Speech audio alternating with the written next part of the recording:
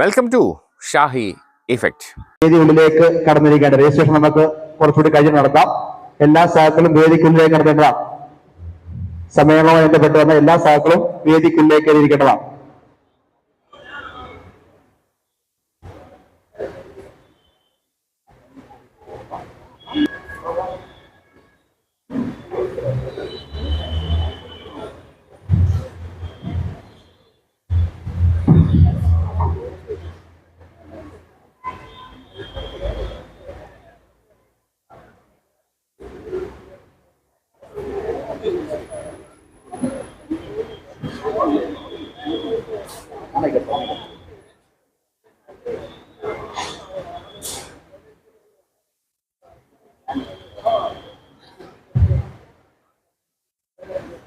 ഈ മണ്ണിൽ ഉറപ്പിക്കാൻ ഉയിര് കൊടുത്ത് പതിയിരുന്ന് ആക്രമിക്കുന്ന വേട്ടനായ്ക്കളുടെ കടാരമുനകളിൽ പൊലിഞ്ഞുപോയ രക്തനക്ഷത്രങ്ങൾ, അവർ രക്തസാക്ഷികൾ. മാനവമോചന പോരാട്ടത്തിൽ ജീവൻ ബലിയർപ്പിച്ച മുഴുവൻ ധീര വിപ്ലവകാരികളെയും ഈ സമ്മേളനം ആദരവോടെ അഭിമാനത്തോടെ സ്മരിക്കുന്നു. അവരുടെ ധീരസ്മരണകൾക്ക് മുന്നിൽ ഈ സമ്മേളനം ശിരസ് നമിക്കുന്നു. ഞങ്ങളുടെ വർത്തമാനകാല പോരാട്ട ഭൂമിയിൽ കാലം കാത്തുവച്ച കർത്തവ്യങ്ങൾ പൂർത്തീകരിക്കുവാൻ വിപ്ലവകാരികളുടെ ജ്വലിക്കുന്ന ഓർമ്മകൾ പ്രചോദനമാവുമെന്ന് ഈ സമ്മേളനം പ്രതിജ്ഞ ചെയ്യുന്നു.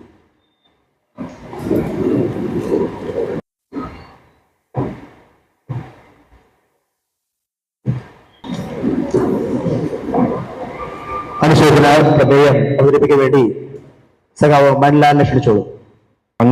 അംഗങ്ങളായ സഖാവ് റാണി സുകുമാരൻ, സഖാവ് ഈശ്വർ നമ്മളെ വിട്ടു പിരിഞ്ഞിട്ടുണ്ട്. അതോടൊപ്പം തന്നെ ഈ സമ്മേളന കാലയളവിൽ സാമൂഹ്യ, സാംസ്കാരിക, രാഷ്ട്രീയ, സർവീസ് മേഖലയിലുള്ള നിരവധി പേർ ഈ ലോകത്തോട് ഇവിടെ പറഞ്ഞിട്ടുണ്ട്.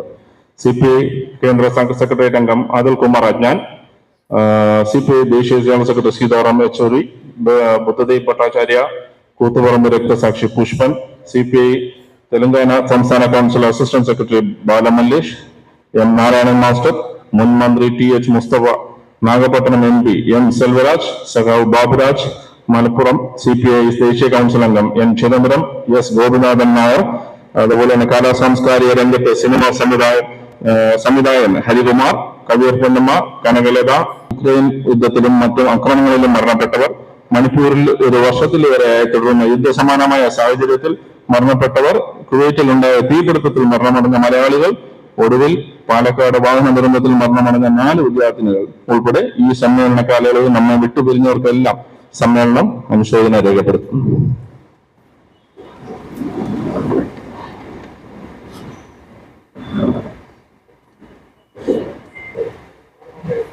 സ്നേഹ ബഹുമാനമുള്ള സംഘടനയുടെ അധ്യക്ഷൻ, ഈ ഉദ്ഘാടന പൊതുസമ്മേളനത്തിന്റെ അധ്യക്ഷൻ കൂടിയായ അഭിലാഷ് TK, ഇന്ന് ഈ സമ്മേളനം ഉദ്ഘാടനം ചെയ്യുന്ന നമ്മുടെ എവിടെയും പ്രിയങ്കനായ ഇന്ത്യയിലെ ഏറ്റവും പ്രമുഖനായ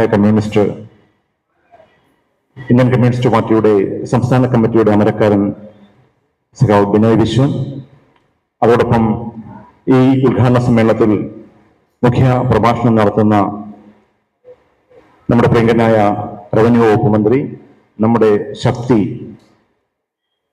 അഡ്വക്കേറ്റ് K. രാജൻ, അതോടൊപ്പം തന്നെ ഈ സമ്മേളനത്തിൽ നമ്മെ അഭിവാദ്യം ചെയ്ത് സംസാരിക്കുന്ന നമ്മുടെ സംഘടനയുടെയും ഫ്രാക്ഷന്റെ ചുമതലക്കാരൻ കൂടിയായ നമ്മുടെ പ്രിയങ്കനായ ജില്ലാ സെക്രട്ടറി മാങ്കോട് രാധാകൃഷ്ണൻ, മറ്റ് സഹോദര സംഘടനകളിലെ നേതാക്കന്മാർ ഉൾപ്പെടെ ഈ സമ്മേളനത്തിൽ പങ്കെടുത്തിരിക്കുന്ന ബഹുമാനപ്പെട്ട സഹാക്കളെ, മറ്റ് മാധ്യമ സുഹൃത്തുക്കളെ, കേരള സെക്രട്ടേറിയറ്റ് സ്റ്റാഫ് അസോസിയേഷൻ അതിന്റെ ഓരോ ചവിട്ടുപടികളായി കയറി ഇപ്പോൾ 38ാമത് വാർഷിക സമ്മേളനത്തിൽ എത്തിച്ചേർന്നിരിക്കുകയാണ്. യഥാർത്ഥത്തിൽ 1985 സെപ്റ്റംബർ 27 രൂപം കൊണ്ട ഈ സംഘടന അതിന്റെ 39ാമത്തെ വാർഷികമാണ് ഇപ്പോൾ നടത്തേണ്ടത്. എന്നാൽ പണ്ട് കുറച്ചു കാലം മുന്നേ 1 വർഷം സമ്മേളനം നടക്കാതെ പോയതിനാലാണ് ഇപ്പോൾ അത് 38 എന്ന നമ്പറിൽ നിൽക്കുന്നത്.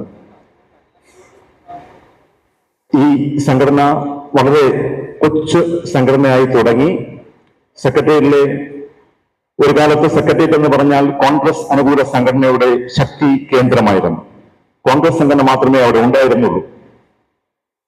പിന്നീട് വളരെ പാടുപെട്ടാണ് അവിടുത്തെ ലാസ്റ്റ് ഗ്രേഡ് സർവൻസിന്റെ ഒരു സംഘടന ഉണ്ടായിരുന്ന ആ സംഘടനയെ CPM അനുകൂല സംഘടനയാക്കി മാറ്റിക്കൊണ്ട് ലാസ്റ്റ് ഗ്രേഡ് ജീവനക്കാരിലൂടെയാണ് CPMന്റെ ഒരു സംഘടന ആദ്യമായി സെക്രട്ടേറിയറ്റിൽ വരുന്നത്. ഇപ്പോൾ സെക്രട്ടേറിയറ്റിൽ 3-4 സംഘടനകൾ പ്രവർത്തിക്കുന്നുണ്ട്. നമ്മുടെ സംഘടനയെ സംബന്ധിച്ചോളം അത് സെക്രട്ടേറിയറ്റിലെ ഏറ്റവും വലിയ സംഘടനയാണ് എന്നൊരു അവകാശവാദമൊന്നും നമുക്കില്ല. അതിന് അതിൻ്റെതായ കാരണങ്ങളുമുണ്ട്.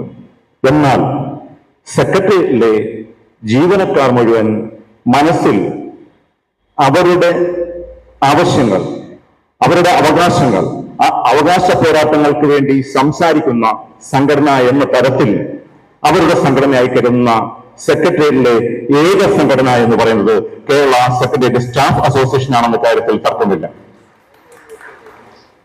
അതിന്റെ വലിപ്പം കൊണ്ടോ പണശേഷി കൊണ്ടോ സമ്പത്ത് കൊണ്ടോ ഒന്നുമല്ല. നമ്മുടെ സമ്പത്ത് എന്ന് പറഞ്ഞാൽ, കേരള സെക്രട്ടറി സ്റ്റാഫ് അസോസിയേഷൻ സമ്പത്ത് എന്ന് പറഞ്ഞാൽ, എന്റെ മുന്നിലിരിക്കുന്ന ഞങ്ങൾക്ക് മുന്നേ ഈ ചെങ്കുടി ഞങ്ങളെ ഏൽപ്പിച്ച് ഈ സംഘടനയെ സെക്രട്ടേറിയറ്റിലെ പ്രധാന സംഘടനയായി മാറ്റി മുന്നോട്ട് പോയ, ഞങ്ങൾക്ക് മുന്നേ കടന്നുപോയ, ഞങ്ങളുടെ മുന്നിരിക്കുന്ന നമ്മുടെ സഹാക്കളാണ്, മുൻകാല സഹാക്കളാണ്. ആ സഹാക്കളാണ് ഞങ്ങളുടെ ശക്തി, ഞങ്ങളുടെ സമ്പത്ത്. അവർ നൽകിയ, അവർ പറഞ്ഞ കാര്യങ്ങൾ, അവരുടെ ആദർശങ്ങൾ, അവരുടെ പ്രവർത്തന രീതി, സഹാക്കൾ PU വിജയനും C കുട്ടികൃഷ്ണനും ഗവർണർ സാറും അടക്കമുള്ള ആ പഴയ തലമുറ നമ്മളെ പഠിപ്പിച്ച മാറി മാറി നേരിട്ടെങ്കിലും കാഴ്ചകളിലൂടെയും കേൾവികളിലൂടെയും അനുഭവങ്ങളിലൂടെയും വർത്തമാനങ്ങളിലൂടെയും ഞങ്ങളെ പഠിപ്പിച്ച ആ ആവേശമാണ് ഞങ്ങളെ ഇന്നും മുന്നോട്ട് നയിക്കുന്നത്. വളരെ ത്യാഗപരമായ പ്രവർത്തനത്തിലൂടെ സെക്രട്ടേറിയറ്റിൽ ഈ സംഘടനയുടെ കൊടി എന്നും പാറിച്ചവരാണ് ഞങ്ങളുടെ ഏറ്റവും വലിയ സമ്പത്ത്. ആ ചെങ്കൊടി ഇന്നും മായാതെ, അതിനൊരു കേടുപറ്റാതെ, ജീവനക്കാരുടെ അതിനൊരു അപമാനവും ഉണ്ടാക്കാതെ, ഞങ്ങൾ അഭിമാനത്തോടുകൂടി ഇത് ഞങ്ങളുടെ സംഘടനയാണ്, ഞങ്ങൾക്ക് മുന്നേ കടന്നുപോയ ഞങ്ങളെ ഏൽപ്പിച്ച കൊടിയാണ് എന്നുള്ള അഭിമാനത്തോടുകൂടി ഞങ്ങൾ ആ കൊടിയുമായി മുന്നോട്ട് പോവുകയാണ്. ആ മുന്നോട്ട് പോക്കിൽ ഒരുപാട് ബുദ്ധിമുട്ടുകൾ ഉണ്ടായിട്ടുണ്ട്. ആ ബുദ്ധിമുട്ടുകളൊക്കെ തരണം ചെയ്തുകൊണ്ടാണ് ഞങ്ങൾ കടന്നുപോയിക്കൊണ്ടിരിക്കുന്നത്. ദീർഘമായ വർത്തമാനങ്ങളിലേക്ക് കടന്നു പോകുന്നില്ല. ഈ സംഘടന ആദ്യ കാലഘട്ടത്തിൽ നമ്മുടെ KJF-ന്റെ ഓഫീസ് ബിൽഡിംഗിന്റെ ചെറിയൊരു 10-25ഓളം പേർക്കിരിക്കാവുന്ന ഒരു റൂമിൽ ഇരുന്നു കൊണ്ട് തുടങ്ങി ക്രമേണ അത് വളർന്ന് YMCA ഹാളിലേക്ക് എത്തി സമ്മേളനങ്ങൾ നടത്തുകയും തുടർന്ന് കഴിഞ്ഞ 3 വർഷങ്ങളായി ഈ ചരിത്രപ്രസിദ്ധമായ BJP ഹാളിൽ അയ്യങ്കാളി ഹാളിലേക്ക് ഈ സമ്മേളനം മാറ്റുന്ന രീതിയിൽ പടിപടിയായി വളർന്നുകൊണ്ടിരിക്കുന്ന ഒരു സംഘടനയാണ്. ആ സംഘടന വളർച്ചയ്ക്ക് പിന്നിൽ അധികാരത്തിന്റെ കേന്ദ്രങ്ങളില്ല, അല്ലെങ്കിൽ അഡ്മിനിസ്ട്രേഷന്റെ പവർ കൊണ്ട് നിന്നെ ഞങ്ങൾ സ്ഥലം മാറ്റും, നിന്നെ ഞങ്ങൾ അങ്ങോട്ട് വായിക്കും എന്നുള്ള അധികാര ദുഷ്ടിന്റെ ഫലമായി ഒരു മനുഷ്യനും നമ്മുടെ സംഘടനയിൽ വരുന്നില്ല. നമ്മുടെ സംഘടനയിൽ വരുന്നത് നേരെയുള്ള ഇടതുപക്ഷ മനസ്സുള്ള സഖാക്കളാണ് നമ്മുടെ സംഘടനയിൽ മെമ്പർഷിപ്പ് എടുക്കുന്നത്. അതുകൊണ്ടാണ് മെമ്പർഷിപ്പ് നമുക്ക് വലിയ വളർച്ചയിലേക്കൊന്നും പോകാൻ കഴിയാത്തത്. എങ്കിൽ പോലും അനുദിനം അത് മുന്നോട്ട് പോയിക്കൊണ്ടിരിക്കുന്നു. ഞാൻ പറഞ്ഞ സഹോദരൻ PU വിജയനും കുട്ടികൃഷ്ണനും എങ്ങനെയാണ് ജീവനക്കാർ പൊതുജന സേവകർ കൂടി ആകണമെന്ന് നമുക്ക് പാഠം നൽകിയ ആ തലമുറയിൽ നിന്നും ഇന്ന് ഏറ്റവും ഒടുവിൽ അവസാനം ഈ സെക്രട്ടറി സ്റ്റാഫ് അസോസിയേഷൻ മെമ്പർഷിപ്പ് എടുത്ത സഖാവ് അഭിജിത്തും, സഖാവ് നിഷാദും, സഖാവ് സാജിദയും, സഖാവ് തഫലിമത്തും ഒക്കെ ഏറ്റവും പുതിയ തലമുറയായി ഞങ്ങളുടെ മുന്നിൽ നിൽക്കുന്നു. ഞങ്ങൾ കടന്നു പോയാലും ഈ കൊടി ഈ ക്യാമ്പസ് ഉയർത്തുവാൻ പുതിയ സഖാക്കളുണ്ട് എന്ന സന്തോഷത്തെ കൂടിയാണ് ഈ 38ാം സമ്മേളനത്തിലേക്ക് നമ്മൾ കടന്നു വന്നിരിക്കുന്നത്. ഈ സംഘടന സെക്രട്ടറി ക്യാമ്പസിലെ ജീവനക്കാരെ സംബന്ധിച്ചോളം അവരുടെ ന്യായമായ അവകാശങ്ങൾക്ക് വേണ്ടി മാത്രം പോരാടുന്ന സംഘടനയാണ്. നമ്മൾ പറയുന്നത് അഴിമതിരഹിതമായ, കാര്യക്ഷമമായ, ജനോപകാരപ്രദമായ സർവീസാണ് വേണ്ടത്. ആ സർവീസിന് കേരളത്തിന്റെ ഭരണസ്വരാജ്യന്ത്രമായ സെക്രട്ടേറിയറ്റിൽ നിയന്ത്രിക്കേണ്ടത്, ജനങ്ങൾക്ക് സേവനം കൊടുക്കേണ്ട പ്രഥമ ഉത്തരവാദിത്തമുള്ളത് സെക്രട്ടേറിയറ്റ് ജീവനക്കാർക്കാണ്. ആ ജീവനക്കാർ അഴിമതിരഹിതമായി സാമൂഹ്യ പരിവർത്തനത്തോടെ പ്രവർത്തിക്കണമെന്ന് തന്നെയാണ് സംഘടന അന്നും ഇന്നും എന്നും പറഞ്ഞിട്ടുള്ളത്. അതുകൊണ്ട് തന്നെയാണ് അഴിമതിയുടെ കാര്യത്തിൽ 0% പോലും ഇല്ലാത്ത ഒരു ഒരു ജനതയാണ് സെക്രട്ടറി ജീവനക്കാർ എന്ന് പറയുന്നതിൽ ഞങ്ങൾക്ക് യാതൊരു മടിയുമില്ല. അത്തരത്തിലാണ് ഈ സംഘം മുന്നോട്ട് പോകുന്നത്. ഇന്ന് സിവിൽ സർവീസിൽ രണ്ടാം ഇടതുപക്ഷ സർക്കാരിന്റെ അവസാന കാലത്തിലേക്ക് കടന്നിരിക്കുന്നു. ജീവനക്കാരുടെ ചില വിഷയങ്ങൾ നമ്മൾ സർക്കാരിനോട് ഏറ്റുപറയുന്നുണ്ട്, സർക്കാരിന്റെ ശ്രദ്ധ ക്ഷണിക്കുന്നുണ്ട്. ഏറ്റവും പ്രധാനം കേരള സെക്രട്ടറി സ്റ്റാഫ് അസോസിയേഷനും അതിൽപ്പെടുന്ന അധ്യാപക സർവീസ് സംഘടനാ സമരസമിതിയും നടത്തിയ ദീർഘനാളത്തെ പോരാട്ടം. പങ്കാളിത്ത പെൻഷനാണ് ഏറ്റവും പ്രധാനപ്പെട്ട വിഷയം. പങ്കാളിത്ത പെൻഷൻ ഇടതുപക്ഷ മുന്നണിയുടെ നയമല്ല. 90കളിൽ നവനിതരം നയങ്ങൾ അടിച്ചേൽപ്പിച്ചപ്പോൾ സാമ്രാജ്യത്വ ശക്തികൾക്ക് സിവിൽ സർവീസിനെ ചുരുക്കാനും സ്വകാര്യവൽക്കരിക്കാനും ഔട്ട്സോഴ്സ് ചെയ്യാനുമുള്ള സാഹചര്യം ഉണ്ടാക്കുന്നതിന്റെ ഭാഗമായിട്ട് ആദ്യം ചെയ്ത പണിയാണ് പെൻഷൻ ഇല്ലാതാക്കുക എന്നുള്ളത്. ഇന്ന് ഇന്ത്യയിലെ ജീവനക്കാർക്കൊപ്പം 2013 മുതൽ കേരളത്തിലെ ജീവനക്കാരും പെൻഷൻ ഇല്ലാത്തവരായി മാറിയിരിക്കുകയാണ്. 5 ലക്ഷം രൂപയിൽ താഴെയാണ് പെൻഷൻ ഫണ്ടിലുള്ളെങ്കിൽ 1 രൂപ പോലും പെൻഷനില്ല. ആലോചിച്ച് നോക്കണം. ഒരു ഇല്ലാത്ത സാമൂഹ്യ സുരക്ഷാ പെൻഷൻ ഒരു പാവപ്പെട്ട ജനങ്ങൾക്ക് അവരെ പിടിച്ചു നിർത്തുവാൻ വേണ്ടി 1600 രൂപ കൊടുക്കുന്ന നമ്മുടെ സർക്കാർ 10-12 വർഷം സർവീസ് കഴിഞ്ഞ് ഇറങ്ങിപ്പോകുന്ന ഒരു ജീവനക്കാരന് പെൻഷൻ ഇല്ലാത്ത അവസ്ഥയാണെന്ന് പറഞ്ഞാൽ എന്താണ് നമ്മുടെ അവസ്ഥ എന്ന് നാം ഒന്ന് ആലോചിക്കണം. ഈ പറയുന്നത് അവിശ്വാസിയല്ല. നമ്മുടെ ഏറ്റവും നല്ലൊരു ഉദാഹരണം, ഊളംപാറ മെന്റൽ ഹോസ്പിറ്റലിലെ ഒരു ജീവനക്കാരി. അവർക്ക് 9 വർഷത്തെ സർവീസ് ഉണ്ട്, പക്ഷെ പെൻഷൻ ഇല്ല. കാര്യം അവരുടെ PFRD അക്കൗണ്ടിൽ ആകെ ഉള്ളത് 5 ലക്ഷം രൂപയ്ക്ക് താഴെയാണ്. എത്ര രൂപയുണ്ടോ ആ തുക കൊടുത്ത് പറഞ്ഞു വിടും. 1 രൂപയും പെൻഷനില്ല. അവരിപ്പോ കേസും പരാതിയുമായി കയറിയിറങ്ങിയാണ്. ഇതാണ് ഇന്ന് കേരളത്തിലെ ജീവനക്കാരന്റെ അവസ്ഥ. എന്നാൽ സിവിൽ സർവീസ് നന്നായി മുന്നോട്ട് പോയിട്ടുണ്ട്. ഈ കേരളത്തിലെ പ്രതികരിച്ച നിരവധി വെല്ലുവിളികൾ നേരിട്ടുകൊണ്ട് ഇടതുപക്ഷ സർക്കാർ കഴിഞ്ഞ കാലങ്ങളിൽ ജീവനക്കാരെ ചേർത്ത് പിടിച്ചുകൊണ്ട് മുന്നോട്ട് പോയ സർക്കാരാണെന്നുള്ള കാര്യത്തിൽ യാതൊരു തർക്കവുമില്ല. സിവിൽ സർവീസ് ഇന്ത്യയിൽ ഇപ്പോഴും നന്നായി പോകുന്ന ഒരേ ഒരു സംസ്ഥാനം കേരളമാണെന്നുള്ളത് അഭിമാനത്തോടെ നമുക്ക് പറയാൻ കഴിയും. ഒരു വർഷം 25,000-ലേറെ പേർക്ക് ജോലി കൊടുത്തുകൊണ്ട് ഇന്നും സിവിൽ സർവീസ് നന്നായി പോകുന്ന സംസ്ഥാനം തന്നെയാണ് കേരളം. അത് ആ കാര്യത്തിൽ യാതൊരു സംശയമില്ല. എന്നാൽ പങ്കാളിത്ത പെൻഷന്റെ കാര്യത്തിൽ അടിയന്തരമായി ഇടതുപക്ഷ സർക്കാർ ആ ഇടതുപക്ഷ നയത്തിന്റെ അടിസ്ഥാനത്തിൽ ആ പങ്കാളിത്ത പെൻഷൻ പിൻവലിച്ചുകൊണ്ട് കേരളത്തിലെ ഇന്ന് 2 ലക്ഷം ജീവനക്കാർക്ക് പെൻഷൻ ഇല്ലാത്തവരാണ്. അതുകൊണ്ട് 5.26 ലക്ഷം ജീവനക്കാരുള്ളതിൽ മുഴുവൻ പേർക്കും അടിയന്തരമായി പഴയ പെൻഷൻ അനുവദിക്കണമെന്നാണ് ഈ സമ്മേളനത്തോടെ ഞങ്ങൾ സർക്കാരിനോട് ഒരിക്കൽ കൂടി ആവശ്യപ്പെടുന്നത്. ഒപ്പം ജീവനക്കാരുടെ അർഹമായിട്ടുള്ള കുടിശ്ശികയായിട്ടുള്ള സാമ്പത്തിക ആനുകൂല്യങ്ങൾ അടിയന്തരമായി അനുവദിക്കണമെന്നും ഞങ്ങൾ ആവശ്യപ്പെടുന്നു. മെഡിസെപ്പിന്റെ ചില പ്രശ്നങ്ങളുണ്ട്. ആ മെഡിസെപ്പ് ഉള്ള പ്രശ്നങ്ങൾ പരിഹരിച്ചുകൊണ്ട് കൂടുതൽ ഗുണകരമായി മുന്നോട്ട് കൊണ്ടുപോകേണ്ടതുണ്ട്. അതോടൊപ്പം തന്നെ 12ാം ശമ്പള പരിഷ്കരണ കമ്മീഷൻ നിയമിച്ചുകൊണ്ട് അതിന്റെ ആനുകൂല്യങ്ങൾ ഈ വർഷം ജൂലൈ 1 കിട്ടേണ്ടതായിരുന്നു. അത് ഇതുവരെ അതിന്റെ പ്രവർത്തനം ആരംഭിച്ചിട്ടില്ല. അടിയന്തരമായി 12ാം ശമ്പള പരിഷ്കരണ കമ്മീഷൻ നിയമിച്ചുകൊണ്ട് സർക്കാർ ജീവനക്കാരോടുള്ള അവരുടെ അർഹമായ ആനുകൂല്യങ്ങൾ, നമ്മൾ ഒന്നും കൂടുതൽ ചോദിക്കുന്നില്ല, അർഹമായ ആനുകൂല്യങ്ങൾ C. അച്യുതന്റെ കാലം മുതൽ ആരംഭിച്ചതാണ് 5 വർഷത്തിലൊരിക്കൽ ശമ്പള പരിഷ്കരണം എന്നുള്ളത്. അത് പാലിക്കാൻ ഇടതുപക്ഷ സർക്കാർ തയ്യാറാകണമെന്നുകൂടി ഞങ്ങൾ ഈ സമ്മേളനത്തോടെ ആവശ്യപ്പെടുകയാണ്. അതോടൊപ്പം കേരളത്തെ ഈ സാമ്പത്തിക പ്രതിസന്ധിയിൽ കൊണ്ടെത്തിച്ച കേന്ദ്രത്തിന്റെ ഇടപെടൽ, സാമ്പത്തികമായി ശ്വാസം മുട്ടിക്കാനുള്ള ശ്രമം, അതിനെതിരെ കൂടിയുള്ള ജീവനക്കാരെയും ഭോജനത്തെയും പറഞ്ഞ് മനസ്സിലായിക്കൊണ്ട് ആ ഒരു കേന്ദ്ര സർക്കാരിന്റെ ഫാഷിസ്റ്റ് സർക്കാരിന്റെ കേരളത്തോടുള്ള സാമ്പത്തിക വിവേചനത്തിനെതിരായിട്ടുള്ള വലിയ പോരാട്ടങ്ങൾ കൂടി വളർത്തിക്കൊണ്ടുവരുവാനുള്ള ഒരു ധാർമ്മികതയും അതിനുള്ള ഒരു കർത്തവ്യവും നമുക്കുണ്ട് എന്ന് കൂടി ഓർമ്മിച്ചുകൊണ്ട് ഈ സമ്മേളനം മുന്നോട്ട് വയ്ക്കുന്ന നമ്മൾ നിരവധിയായ സമ്മേളനങ്ങൾ കേരള സെക്രട്ടറി സ്റ്റാഫ് അസോസിയേഷൻ അടങ്ങുന്ന സമരസമിതി ഉൾപ്പെടെ ഈ കഴിഞ്ഞ 36 മണിക്കൂർ രാപ്പകൽ സമരം ഉൾപ്പെടെ സെക്രട്ടേറിയറ്റ് ധർണകൾ ഉൾപ്പെടെ മുന്നോട്ട് പോയിക്കൊണ്ടിരിക്കുകയാണ്. ജീവനക്കാരുടെ അർഹമായ ആനുകൂല്യങ്ങൾ ചോദിച്ചുകൊണ്ട് സംരക്ഷിക്കുവാൻ വേണ്ടി ഈ വരുന്ന ജനുവരി 22 ഒരു പണിമുടക്കം അധ്യാപക സർവീസ് സംഘടനാ സമരസമിതി പ്രഖ്യാപിച്ചിരിക്കുകയാണ്. ആ പണിമുടക്കം ഈ കേരളം ഭരിക്കുന്ന ഇടതുപക്ഷ സർക്കാരിന് എതിരെയല്ല. ഈ ഇടതുപക്ഷ സർക്കാരിനൊപ്പം നിൽക്കുന്ന ജീവനക്കാരെ അവരെ സർക്കാരിൽ നിന്നും അകറ്റാതെ വരുന്ന തെരഞ്ഞെടുപ്പുകളിലും സർക്കാരിനോടൊപ്പം ചേർത്ത് നിർത്തിക്കൊണ്ട് ആ ഇടതുപക്ഷത്തോടുള്ള ജീവനക്കാരെ സർക്കാരിനൊപ്പം ചേർത്ത് നിർത്തിക്കൊണ്ട് ഇടതുപക്ഷ സർക്കാരിന്റെ ശക്തി കൂടുതൽ മുന്നോട്ട് കൊണ്ടുപോകുവാനും നല്ല സേവനം കൊടുക്കുവാനുമുള്ള നല്ല സംതൃപ്തമായ സിവിൽ സർവീസ് ഉണ്ടാക്കണമെന്നുള്ളതാണ് ഞങ്ങൾ ഈ സമരത്തോട് വയ്ക്കുന്ന മുദ്രാവാക്യം. ഇത്തരത്തിൽ വളരെ സമരകലുഷിതമായി മുന്നോട്ട് പോകുന്ന ഇപ്പോൾ നടത്തിയ സമരത്തിൽ നമുക്ക് ഇവിടെ വേദിയിലേക്ക് നമ്മുടെ നേരത്തെ ഉൾപ്പെടെ എന്റെ പേരിൽ ഉൾപ്പെടെ കേസുകൾ എടുത്തിട്ടുണ്ട്. ഇപ്പോൾ സെക്രട്ടേറിയറ്റ് കഴിഞ്ഞ രാഷ്ട്രീയവുമായി ബന്ധപ്പെട്ട് അത്തരത്തിൽ ഒരു മുന്നോട്ട് പോകുന്ന സമയത്ത് അങ്ങനെയുള്ള കാലഘട്ടത്തിലൂടെ മുന്നോട്ട് പോകുന്നത് പണിമുടക്കത്തിലേക്ക് പോയിക്കൊണ്ടിരിക്കുന്ന ഒരു സാഹചര്യമുണ്ട്.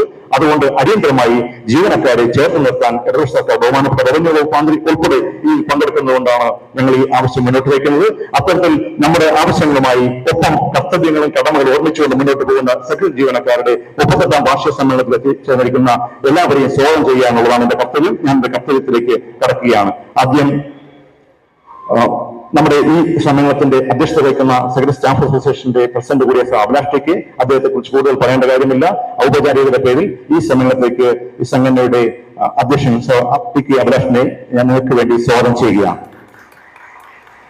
അടുത്തതായി സ്വാഗതം ചെയ്യാനുള്ളത് ഞാൻ നേരത്തെ തന്നെ പറഞ്ഞു, നമുക്ക് കഴിഞ്ഞ വർഷം ഈ ഹാളിൽ വെച്ച് നടന്ന സമ്മേളനത്തിൽ നമ്മുടെ പ്രിയങ്കനായ പാർട്ടി സെക്രട്ടറിക്ക് അന്ന് പങ്കെടുക്കാൻ കഴിഞ്ഞില്ല. അദ്ദേഹം ഈ സമ്മേളനത്തിൽ പങ്കെടുക്കുമെന്ന് ഞാൻ ഉറപ്പു തന്നു.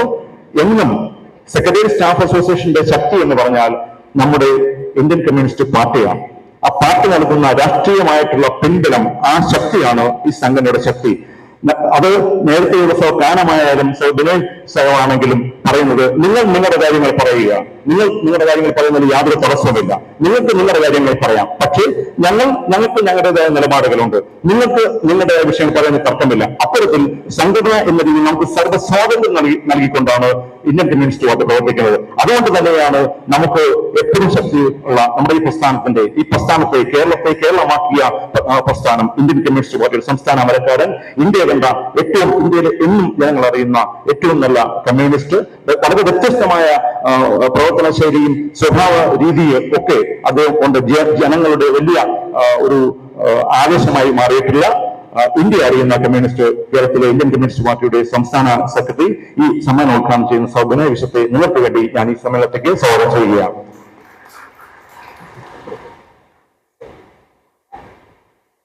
അടുത്തതായി സ്വാഗതം പറയേണ്ടത്, ഞാൻ നേരത്തെ പറഞ്ഞു ഞങ്ങളുടെ ശക്തി എന്ന് ഞാൻ പറഞ്ഞത്, അക്ഷരാർത്ഥത്തിൽ ഞങ്ങളുടെ ശക്തി തന്നെയാണ് നമ്മുടെ റവന്യൂ വകുപ്പ് മന്ത്രി. ഞങ്ങളുടെ സംഘടനയ്ക്ക് ഏത് വിഷയം വന്നാലും ആ വിഷയങ്ങളിൽ ഏറ്റവും നന്നായി ഇടപെടുന്നത് നമ്മുടെ ബഹുമാനപ്പെട്ട റവന്യൂ വകുപ്പ് മന്ത്രിയാണ്. അത് ഏറ്റവും വലിയ തെളിവാണ് കഴിഞ്ഞ ഇതുപോലെ നടന്ന സമ്മേളനം. ആ സമ്മേളനത്തിൽ നമ്മുടെ പുതിയ സഖാവിനെ നമ്മുടെ എക്സിക്യൂട്ടീവ് കമ്മിറ്റി അംഗമാക്കി വെച്ചു, അഭിജിത്ത്. ഞങ്ങളുടെ ആ സഖാവിനെ എക്സിക്യൂട്ടീവ് കമ്മിറ്റി അംഗമാക്കി വെച്ച് നമ്മൾ ക്യാമ്പസിൽ അദ്ദേഹത്തിന്റെ പേര് ഉൾപ്പെടെ പ്രസിദ്ധീകരിച്ച് നോട്ടീസ് കൊടുത്തതിന്റെ പിറ്റേ ദിവസം ആ സഖാവിരിക്കുന്ന സീറ്റിൽ നിന്നും സ്ഥലം മാറ്റി വേറൊരിടത്തേക്ക് സ്ഥലം മാറ്റി. എന്ന് വെച്ചാൽ പുതിയൊരു സഖാവ് നമ്മുടെ സംഘടനയ്ക്ക് കടന്നു വരാൻ പാടില്ല എന്നുള്ള ചില മനസ്സുകളുടെ ശ്രമമായിരുന്നു. പക്ഷേ ആ പ്രശ്നം ഒരു വലിയ വിഷയമായി മാറി. നമ്മളത് ബന്ധപ്പെട്ടു. ആ പ്രശ്നം പരിഹരിക്കുവാൻ ഞങ്ങൾക്ക് കരുത്തായിരുന്നത് നമ്മുടെ ബഹുമാനപ്പെട്ട റവന്യൂ വകുപ്പ് മന്ത്രിയാണ്. അങ്ങനെ ഒരു വളരെ ശക്തമായ ഒരു ഇടപെടലിന് ശേഷം ആ സഖാവിനെ ഇരുന്ന സീറ്റിലേക്ക്, ഏത് സീറ്റിൽ നിന്നും മാറ്റിയോ ആ ഇരുന്ന സീറ്റിലേക്ക് തിരിച്ചു ഏൽപ്പിക്കുവാൻ കഴിഞ്ഞു ഈ കേരള സെക്രട്ടറി സ്റ്റാഫ് അസോസിയേഷൻ എന്നുണ്ടെങ്കിൽ അത് ഞങ്ങളുടെ ശക്തിയില്ല, ഞങ്ങളെ നയിക്കുന്ന നമ്മുടെ ബഹുമാനപ്പെട്ട റവന്യൂ വകുപ്പ് മന്ത്രിയുടെയും നമ്മുടെ പാർട്ടിയുടെയും കരുത്താണ്. അങ്ങനെയുള്ള നമുക്ക് എന്നും ഓടിച്ചെന്ന് പറയാൻ കഴിയുന്ന നമ്മുടെ പ്രിയങ്കനായ റവന്യൂ വകുപ്പ് മന്ത്രി, അദ്ദേഹത്തെ ഈ സമ്മേളനത്തിലേക്ക് നിങ്ങൾക്ക് വേണ്ടി ഞാൻ സ്വാഗതം ചെയ്യുകയാണ്. അതോടൊപ്പം തന്നെ നമ്മുടെ ബഹുമാനപ്പെട്ട ജില്ലാ സെക്രട്ടറി, അദ്ദേഹത്തെ കുറിച്ചും കൂടുതൽ പറയേണ്ട കാര്യമില്ല. നമ്മുടെ ചാർജുകാരനാണ്. നമ്മുടെ ഏത് വിഷയങ്ങളും അദ്ദേഹത്തിനോടാണ് നമ്മൾ ആദ്യം പോയി പറയുന്നത്. അങ്ങനെയുള്ള കാര്യങ്ങളിലൊക്കെ ഇടപെട്ടുകൊണ്ട് നമ്മുടെ ഏത് സമര പരിപാടിയായാലും മറ്റു പരിപാടികളായാലും അത് പങ്കെടുത്തുകൊണ്ട് നമുക്ക് വേണ്ട നിർദ്ദേശങ്ങൾ, നമുക്ക് വേണ്ട താക്കീതുകൾ, നമുക്ക് വേണ്ട ഉപദേശങ്ങൾ ഒക്കെ നൽകിക്കൊണ്ട് ഈ സംഘടനയെ കരുത്തായി മുന്നോട്ട് കൊണ്ടുപോകാൻ എപ്പോഴും പ്രയോജനം നൽകുന്ന നമ്മുടെ ഇന്ത്യൻ കമ്മ്യൂണിസ്റ്റ് പാർട്ടിയുടെ ജില്ലാ കമ്മിറ്റിയുടെ അമരക്കാരൻ സഖാവ് മാങ്കോട് രാധാകൃഷ്ണനെ നിങ്ങൾക്ക് വേണ്ടി ഞാൻ ഈ സമ്മേളനത്തേക്ക് സ്വാഗതം ചെയ്യുന്നു. അതോടൊപ്പം തന്നെ നമ്മുടെ സഹോദര സംഘടനകളുടെ നേതാക്കന്മാർ ഇവിടെ ഈ സമ്മേളനത്തെ അഭിവാദ്യം ചെയ്യാൻ വേണ്ടി എത്തിയിട്ടുണ്ട്. അതിൽ ജോയിന്റ് കൗൺസിലിന്റെ സംസ്ഥാന സെക്രട്ടറി സഖാവ് സജീവ് എസ് ആണ് ജോയിന്റ് കൗൺസിലിനെ പ്രതികരിച്ച് എത്തിയിരിക്കുന്നത്. കല്ലിങ്കലിന് എന്തോ വളരെ അത്യാവശ്യമായ കാര്യങ്ങൾ ഉള്ളത് കൊണ്ട് പാലക്കാടായതുകൊണ്ടാണ് എത്താൻ കഴിയാത്തത്. അല്ലെങ്കിൽ അദ്ദേഹം തീർച്ചയായും എത്തുമായിരുന്നു. അതുകൊണ്ട് തന്നെയാണ് ജോയിന്റ് കൗൺസിലിന്റെ ഏറ്റവും പ്രധാനപ്പെട്ട ഏറ്റവും നന്നായി ജോയിന്റ് കൗൺസിലിനെ പ്രവർത്തിപ്പിക്കുന്ന പിന്നാമ്പുര ശക്തി, അല്ലെങ്കിൽ പിന്നിൽ വളരെ അധികം മുന്നിൽ വന്നിട്ടുന്ന ഒരു സഖാവല്ല സജീവ് സഖാവ്. പക്ഷേ ജോയിന്റ് കൗൺസിലിന്റെ ശക്തി എന്ന് പറഞ്ഞാൽ അത് പിന്നിൽ നിന്ന് പ്രവർത്തിക്കുന്ന, ഒപ്പം നിന്ന് പ്രവർത്തിക്കുന്ന സഹാക്കളുടെ ശക്തിയാണ്. അത്തരം ഒരു ശക്തിയാണ് നമ്മുടെ മുന്നിൽ നിന്ന് അഭിനയിക്കാൻ എത്തിയിട്ടുള്ള സഖാവ് സജീവ്. അദ്ദേഹത്തെ ഞാൻ ഈ സമയത്ത് സ്വാഗതം ചെയ്യുകയാണ്. അതുപോലെ തന്നെ ഞാൻ വിട്ടുപോയി നമ്മുടെ ഏറ്റവും പ്രിയപ്പെട്ട, നമ്മളൊക്കെ അണ്ണൻ എന്നാണ് വിളിക്കുന്നത്, വേണുഗോപാൽ അണ്ണൻ. ആ ഒരു അടുപ്പം ഞങ്ങൾക്കുണ്ട്. പിന്നെ പ്രായത്തിലൊക്കെ ഞങ്ങൾക്ക് കുറച്ച് വ്യത്യാസമുണ്ട്. ഞങ്ങൾ എല്ലാവരും പറഞ്ഞു കേട്ട് ഞങ്ങളും വേണുഗോപാൽ അണ്ണൻ എന്നാണ് വിളിക്കുന്നത്. അദ്ദേഹം നമ്മുടെ പിന്നെ കർഷക സംഘടനയുടെ സംസ്ഥാന അമരക്കാരനാണ്, ദേശീയ നേതാവാണ്.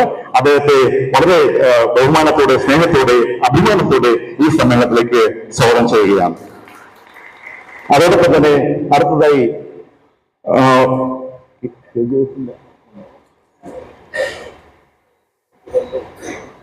അതോടൊപ്പം തന്നെ നമ്മുടെ നിയമസഭയിലെ നമ്മുടെ സഹോദര സംഘടന ലെജിസ്ലേച്ചർ സെക്രട്ടറി സ്റ്റാഫ് ഫെഡറേഷന്റെ നേതാവ്, ആ സംഘടനയുടെ KLSFന്റെ പ്രസിഡന്റ് ജ്യോതിലാൽ ഇവിടെ എത്തിച്ചേർന്നിട്ടുണ്ട്. അദ്ദേഹത്തെ ഈ സമ്മേളനത്തേക്ക്, ഈ യഥാർത്ഥത്തിൽ നിയമസഭയിൽ നമ്മൾ പണ്ടൊറ്റ സംഘടനയായിരുന്നു. പിന്നീടാണ് ഈ നിയമസഭ അങ്ങോട്ട് പോയപ്പോഴാണ് രണ്ടായി മാറിയത്. അങ്ങനെ രണ്ടായി മാറിയെങ്കിലും ഒരു കുടുംബം തന്നെയാണ്, ആ ഒരു കുടുംബത്തിന്റെ താഴ്വേട് തന്നെയാണത്. അതുകൊണ്ട് നമ്മളൊപ്പമുള്ള ആ സംഘടനയുടെ അമരക്കാരൻ ജ്യോതിലാലിനെ നിങ്ങൾക്ക് വേണ്ടി ഞാൻ സ്വാഗതം ചെയ്യുകയാണ്. അതോടൊപ്പം തന്നെ യൂണിവേഴ്സിറ്റിയിലെ നമ്മുടെ സംഘടന സഖാവ് Manish R, general secretary Kerala university staff association, നമ്മുടെ ഏത് കാര്യത്തിനും നമുക്കൊപ്പം നിൽക്കുന്ന സംഘടനയുടെ നേതാവാണ് സഖാവ് മനീഷ് ആർ, അതിന്റെ ജനറൽ സെക്രട്ടറിയാണ്. അദ്ദേഹത്തെ കേരള യൂണിവേഴ്സിറ്റി സ്റ്റാഫ് അസോസിയേഷന്റെ ജനറൽ സെക്രട്ടറി മനീഷ് ആറിനെ നിങ്ങൾക്ക് വേണ്ടി ഞാൻ ഈ സമ്മേളനത്തിലേക്ക് സ്വാഗതം ചെയ്യുകയാണ്. അതോടൊപ്പം തന്നെ ഏറ്റവും വളരെ ഉശിരോടെ പ്രവർത്തിക്കുന്ന ഒരു നേതാവാണ് PSCയിലെ നമ്മുടെ സംഘടന സഖാവ് KR ദീപകുമാർ. ഈ കഴിഞ്ഞ രാഷ്ട്രീയ സമരത്തിലൊക്കെ മുഴുവൻ സമയം പങ്കെടുത്തുകൊണ്ട് എല്ലാവർക്കും ആവേശം നൽകുന്ന ഒരു പുതിയ ഒരു നേതൃനിര PSCയിൽ ഉണ്ടാവുന്നു. ആ നേതൃനിരയുടെ, ആ സംഘടനയുടെ PSCയിലെ സ്റ്റാഫ് അസോസിയേഷന്റെ ജനറൽ സെക്രട്ടറി KR ദീപകുമാർ നമ്മുടെ അഭിവാദ്യം ചെയ്യാൻ എത്തിയിട്ടുണ്ട്. അദ്ദേഹത്തെ ഞാൻ നിങ്ങൾക്ക് വേണ്ടി ഈ സമയത്തിലേക്ക് സ്വാഗതം ചെയ്യുകയാണ്. അതോടൊപ്പം തന്നെ Progressive Federation of College Teachers PFCTയുടെ സംസ്ഥാന general secretary professor TG Harikumar. അദ്ദേഹം ഈ പറഞ്ഞ ഒരു രാഷ്ട്രീയ സമരത്തിൽ മുഴുവൻ സമയം ഉണ്ടായിരുന്നു. അദ്ദേഹത്തിന്റെ പേരിലും കേസ് ഉണ്ടാകുമെന്ന് പ്രതീക്ഷിക്കുന്നു. ഏതാണ്ട് എല്ലാവരുടെ പേരിലും കേസ് എഴുതിയിട്ടുണ്ട്. അപ്പോൾ അത്തരത്തിൽ ആ സമരത്തിനൊക്കെ തോട് ചേർന്ന് പ്രവർത്തിച്ച നമ്മുടെ സഖാവ് PFCTയുടെ അമരക്കാരൻ പ്രൊഫസർ TG ഹരികുമാറിനെ ഈ സമ്മേളനത്തിലേക്ക് വളരെ ആദരവോടെ, സ്നേഹത്തോടെ സ്വാഗതം ചെയ്യുന്നു. അതോടൊപ്പം തന്നെ സ്വാഗത സംഘത്തിന്റെ general convener P Pradeep Kumar ഇവിടെയുണ്ട്. സംഘടന മുൻ പ്രസിഡന്റാണ്, ഈ സ്വാഗത സംഘത്തിന്റെ ജനറൽ കൺവീനറാണ്, ഭക്ഷ്യവകുപ്പ് മന്ത്രിയുടെ പ്രൈവറ്റ് സെക്രട്ടറിയാണ്. അദ്ദേഹത്തെയും ഈ സമ്മേളനത്തിലേക്ക് സ്വാഗതം ചെയ്യുകയാണ്. അതോടൊപ്പം കേരള സ്റ്റാഫ് അസോസിയേഷന്റെ ഭാരവാഹികൾ ഞാൻ ഓരോരുത്തരുടെ പേര് പറയുന്നില്ല. എക്സിക്യൂട്ടീവ് കമ്മിറ്റി അംഗങ്ങൾ, വനിതാ സമിതിയുടെ നേതാക്കൾ സഖാവ് അനുപമ, അതുപോലെ തന്നെ സഖാവ് ജ്യോതിലക്ഷ്മി ഉൾപ്പെടെ ഉള്ള വനിതാ സഹാക്കൾ ഇവിടെ വേദിയിലുണ്ട്. അവരെയും ഞാൻ ഈ സമ്മേളനത്തിലേക്ക് നിങ്ങൾക്ക് വേണ്ടി സ്വാഗതം ചെയ്യുകയാണ്. അതോടൊപ്പം ഈ പങ്കെടുത്തിരിക്കുന്ന നമ്മുടെ സംഘടനാ അംഗങ്ങൾ, നമ്മുടെ മുൻകാല നേതാക്കൾ, അവരുടെ മീഡിയ സുഹൃത്തുക്കൾ, മറ്റ് ഈ സമ്മേളനത്തിൽ പങ്കെടുക്കാൻ എത്തിച്ചേർന്നുള്ള നമ്മുടെ സുഹൃത്തുക്കൾ എല്ലാവരെയും ഒരിക്കൽ കൂടി സ്വാഗതം ചെയ്തുകൊണ്ട് നമ്മുടെ സംഘടനയുടെ 38ാം വാർഷിക സമ്മേളനത്തിൽ പങ്കെടുക്കുന്ന മുഴുവൻ പേരെയും ഒരിക്കൽ കൂടി സംഘടനയ്ക്ക് വേണ്ടി സ്വാഗതം ചെയ്തുകൊണ്ട് ഞാൻ എന്റെ കർത്തവ്യത്തിൽ നിന്ന് വിരമിക്കുന്നു. അഭിവാദ്യങ്ങൾ. നീണ്ട അധ്യക്ഷ പ്രസംഗത്തിലേക്ക് പോകുന്നില്ല, ചുരുങ്ങിയ വാക്കുകൾ അവസാനിപ്പിക്കുകയാണ്. കാര്യക്ഷമവും സുതാര്യവുമായ ഒരു സിവിൽ സർവീസ് കേരളത്തിൽ നടപ്പിലാക്കുവാൻ പ്രയത്നിക്കുന്ന സംഘടനയാണ് Kerala Secretariat Staff Association. Keralam ഭാരതത്തിന്റെയും മറ്റ് ലോകരാജ്യങ്ങളുടെയും വികസന സൂചികകളിലൊക്കെ തന്നെ കിടം പിടിച്ചിരിക്കുന്ന ഒരു സംസ്ഥാനം. ആരോഗ്യ മേഖലയിലാവട്ടെ, വിദ്യാഭ്യാസ മേഖലയാവട്ടെ, പൊതുവിതരണ മേഖലയാവട്ടെ എന്ന് വേണ്ട സമസ്തമായ മേഖലകളിലും ലോക രാജ്യങ്ങൾക്ക് പോലും ഒപ്പം നിൽക്കാവുന്ന തരത്തിലേക്ക് നമ്മുടെ സംസ്ഥാനം എത്തപ്പെട്ടിട്ടുണ്ട്. അങ്ങനെ എത്തപ്പെട്ടതിൽ കേരളത്തിന്റെ സിവിൽ സർവീസിനുള്ള പങ്ക് വളരെ വലുതാണ്. കേരളത്തെ മുന്നോട്ട് നയിച്ച രാഷ്ട്രീയ നേതൃത്വം ഉണ്ട് എന്ന് പറയപ്പെടുമ്പോഴും രാഷ്ട്രീയ നേതൃത്വത്തിന്റെ ആശയങ്ങളെയും ആദർശങ്ങളെയും നടപ്പിൽ വരുത്തുവാൻ, അതിനെ ഇത്തരത്തിലേക്ക് കേരളമാക്കി മാറ്റുവാൻ സിവിൽ സർവീസ് വഹിച്ച പങ്ക് വളരെ വലുതാണ്. സംതൃപ്തമായിട്ടുള്ള ഒരു സിവിൽ സർവീസ് ഉണ്ടെങ്കിൽ മാത്രമേ കാര്യക്ഷമവും ജനോപകാരപ്രദമായിട്ടുള്ള ഒരു സർവീസ് മുന്നോട്ട് പോവുകയുള്ളൂ ജനങ്ങൾക്ക് എന്നത് യാഥാർത്ഥ്യം കൂടിയാണ്. കേരളത്തിലെ ഇടതുപക്ഷ ജനാധിപത്യ മുന്നണി സാമൂഹ്യ സുരക്ഷാ പദ്ധതികളടക്കം തന്നെ വളരെ ശ്രദ്ധാപൂർവം മുന്നോട്ട് നീങ്ങപ്പെടുമ്പോഴും ജീവനക്കാരുടെ ന്യായമായ അവകാശങ്ങളിൽ വേണ്ടത്ര പരിഗണന നൽകുന്നു എന്ന സംശയം ജീവനക്കാർക്ക് മുഴുവൻ ഉണ്ട് എന്നത് യാഥാർത്ഥ്യമാണ്. കേരളത്തെ ഇടതുപക്ഷ പ്രസ്ഥാനത്തിന് ശക്തിയായി നിർത്തുന്നത് കേരളത്തിലെ സിവിൽ സർവീസാണ്. അവരുടെ പിൻബലമുണ്ട് എന്നത് യാഥാർത്ഥ്യം തന്നെയാണ്.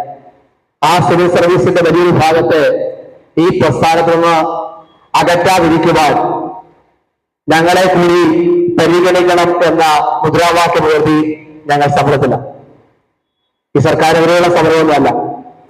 ഈ സർക്കാരിനൊപ്പം ജീവനക്കാർ അകരരുത് എന്ന് ആഗ്രഹിക്കുന്നതുകൊണ്ട്, അവരെ കൂടി ഈ സർക്കാരിനൊപ്പം നിർത്തണം എന്ന് ആഗ്രഹിക്കുന്നതുകൊണ്ട് തന്നെയാണ് ഏറ്റവും അടിസ്ഥാനപരമായിട്ടുള്ള ആവശ്യം ഉന്നയിച്ചുകൊണ്ട് സമരം ചെയ്യപ്പെടുന്നത്.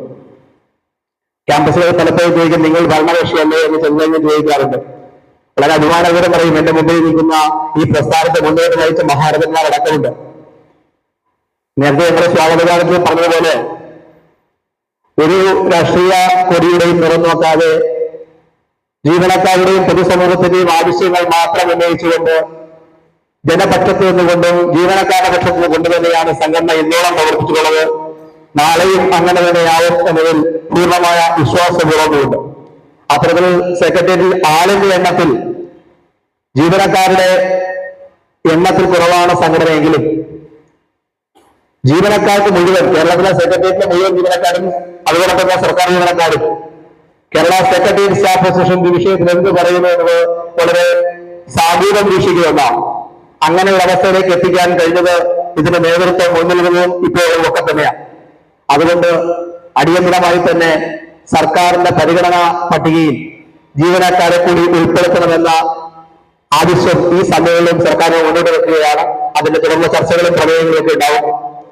പ്രിയമുള്ളവരെ, നമ്മള് മുദ്രാവാക്യം വിളിച്ചുകൊണ്ട് പറഞ്ഞത് കേരളം എന്നൊരു നാടുണ്ട്, വയനാട് എന്നൊരു നാടുണ്ട്, ദുരിതം കണ്ടൊരു ജനമുണ്ട് എന്ന് നമുക്കറിയാം.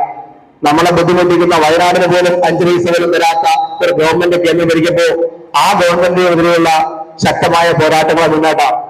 ഇത് പറയപ്പെടുമ്പോഴും അവകാശങ്ങൾ മാത്രമല്ല, ഉത്തരവാദിത്വങ്ങളിലും ഒരു അണിവിട പോലും മുന്നോട്ട് വെക്കാൻ സംഘടനയാണ്. ജീവനക്കാർ സീറ്റുകൾ കൃത്യമായി ജോലി ചെയ്യണമെന്നും ആ ജോലി ചെയ്യുന്നവർ ജോലി ചെയ്യാൻ ഉണ്ടാകുന്ന ബുദ്ധിമുട്ടുകൾക്ക് സംഘടന ഒപ്പമുണ്ടാവുമെങ്കിലും അത്തരം അനാവശ്യമായ എന്തെങ്കിലും പ്രവണത ഉണ്ടെങ്കിൽ ആ പ്രവണതകൾ ഒരിക്കൽ പോലും ഈ സംഘടന പ്രോത്സാഹിപ്പിച്ചിട്ടില്ല, സപ്പോർട്ട് ചെയ്തിട്ടില്ല. അത് ഇനിയും ഉണ്ടാകുകയില്ല. ഒരു കാര്യം വളരെ ഉറപ്പാണ്, അഴിമതി എന്നത് കടപ്പില്ലാത്തൊരു സർവീസാണ് സെക്രട്ടറി സർവീസ്. അതിനെ അങ്ങനെ എത്തുകയും ഈ സംഘടന വലിയ പങ്ക് നിർവഹിക്കുന്നുണ്ട്. തുടർന്നും അങ്ങനെ തന്നെയാവും. ഞാൻ എന്റെ അധ്യക്ഷ പ്രസംഗത്തിന് വിടവാങ്ങുകയാണ്. ഈ സമ്മേളനത്തെ ഔപചാരികമായി ഉദ്ഘാടനം ചെയ്യാൻ വേണ്ടി ഇന്ത്യൻ കമ്മ്യൂണിസ്റ്റ് പാർട്ടിയുടെ കേരള സംസ്ഥാന കൗൺസിലിന്റെ സെക്രട്ടറി പ്രിയപ്പെട്ട സഖാവ് ബിനോയ് വിശ്വത്തെ ഏറെ ആദരവോടുകൂടി ഇതിനെ ഉദ്ഘാടനം ചെയ്യാൻ വേണ്ടി ക്ഷണിച്ചുകൊള്ളും.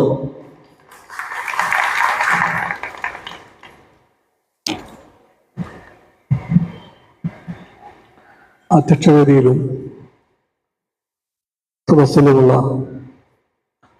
പ്രിയപ്പെട്ട സഹോദരിമാരെ, സഹോദരന്മാരെ, പ്രിയപ്പെട്ട സഖാക്കളെ,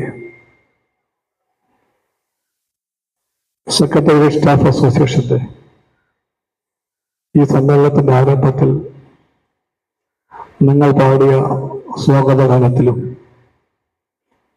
പിന്നീട് സംഘടനയുടെ പ്രസിഡന്റും സെക്രട്ടറി നടത്തിയ പ്രസംഗങ്ങളിലും ഈ സംഘടനയുടെ നയപ്രഖ്യാപനമുണ്ട്. ഈ സംഘടനയുടെ ലക്ഷ്യം എന്താണ്, താല്പര്യം എന്താണ്, പാരമ്പര്യം എന്താണ്, പ്രവർത്തന ശൈലി എന്താണെന്നെല്ലാം അവർ രണ്ടുപേരും, അഭിലാഷും നമ്മുടെ സുധിയും നല്ലവണ്ണം പറഞ്ഞു. അതൊന്നും അതുകൊണ്ട് ആവർത്തിക്കേണ്ട കാര്യമില്ല. നല്ലവണ്ണം നിങ്ങൾക്കറിയാം സെക്രട്ടറി സ്റ്റാഫിന്റെ കർത്തവ്യം എന്താണ്. അതുപോലെ നിങ്ങൾക്കറിയാം നിങ്ങൾ പിടിക്കുന്ന കോടികളുടെ സന്ദേശം എന്താണ്. ഇത് രണ്ടും പ്രധാനമാണ്. ആ പ്രാധാന്യം തിരിച്ചറിഞ്ഞുകൊണ്ടാണ് ഈ സംഘടന എല്ലാ കാലത്തും പ്രവർത്തിച്ചു വന്നു. ഒരുപാട് കാലമായി അതിന്റെ ഒരു ബന്ധുവായ ആൾ എന്ന നിലയ്ക്ക് എനിക്ക് പറയാൻ കഴിയും.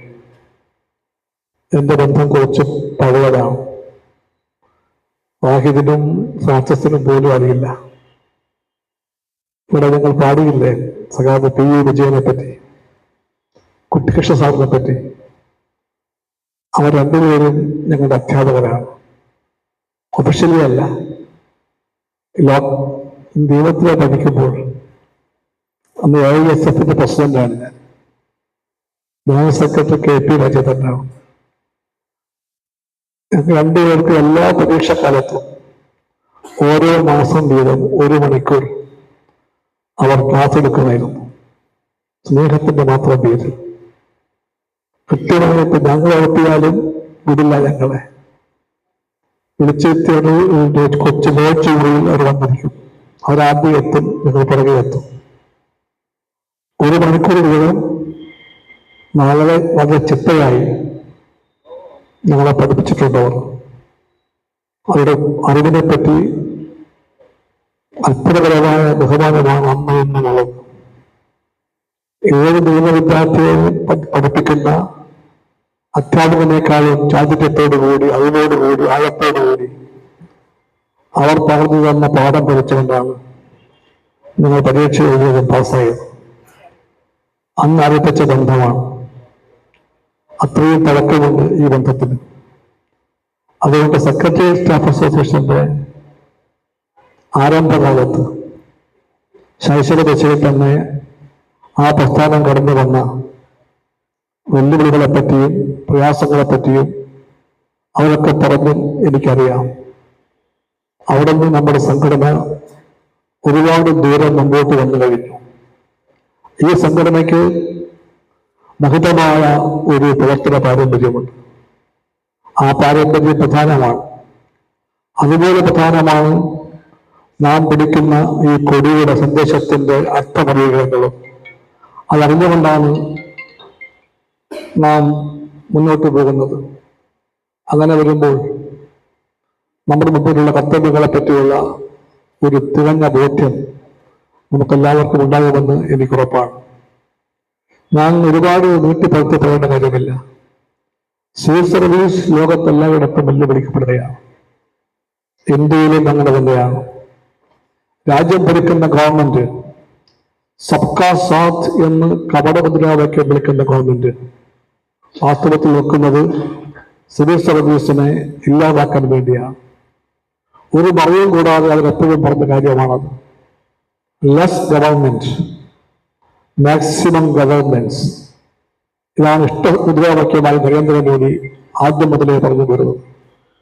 Less government, maximum governance.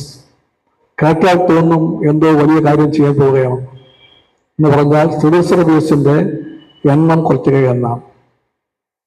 കേന്ദ്ര ഗവൺമെന്റ് സർവീസിൽ ഇന്നുള്ള ഒഴിവുകൾ 20 ലക്ഷം കഴിയും. പെൻഷൻ പറ്റിപ്പോയി, നിയമനങ്ങളില്ല. അതൊരു നയമായി മാറിക്കഴിഞ്ഞിട്ടുണ്ട്. പെൻഷൻ പറ്റിപ്പോയാൽ പോയി, ആ കസേരയിലേക്ക് പുതിയ ആള് വരില്ല. തൊഴിലിനു വേണ്ടി കാത്തിരിക്കുന്ന കോടാനുകോടി ചെറുപ്പക്കാർ പുറത്തുള്ളപ്പോൾ ഒരാളെപ്പോലും നിയമിക്കാൻ ഗവൺമെന്റിന് താല്പര്യമില്ല, നയമില്ല. അതാണ് ദേശീയ തലത്തിലുള്ള നയം. ആ നയത്തിന്റെ നടത്തിപ്പുകാരെ പറ്റി നാം അറിയാതിരിക്കരുത്. ഈ ആശയത്തിന്റെ വിജ്ഞാതാക്കളെ നാം അറിയണം. ലോകവ്യാപിയായി കമ്പോള വ്യവസ്ഥയുടെ ശക്തികളാണ് ഈ പറയുന്ന ലെസ് ഗവൺമെന്റിന്റെ ആശയത്തിന്റെ വിജ്ഞാതാക്കൾ. 2 കൈയും നീട്ടി ദേശീയ ഗവൺമെന്റിന്റെ ഭരണകർത്താക്കൾ ഏറ്റുവാങ്ങിച്ചത് ആ നയമാണ്. ആ ഗവൺമെന്റുകളെ നിയന്ത്രിക്കുന്ന ലോക മേധാവിത്വത്തിന്റെ ശക്തിയാണ് വാസ്തവത്തിൽ അമേരിക്കൻ ഭരണകൂടം. ആ ഭരണകൂടത്തിലെ ഒന്നാമനാണ് അമേരിക്കൻ പ്രസിഡന്റ്. ആ പ്രസിഡന്റിന്റെ അഡ്മിനിസ്ട്രേറ്റീവ് സംവിധാനത്തിൽ വരാൻ പോകുന്ന ആളെപ്പറ്റി ഡൊണാൾഡ് ട്രംപ് പറഞ്ഞു കഴിഞ്ഞു, ആ ആൾ ഇലോൺ മസ്ക് ആയിരിക്കും.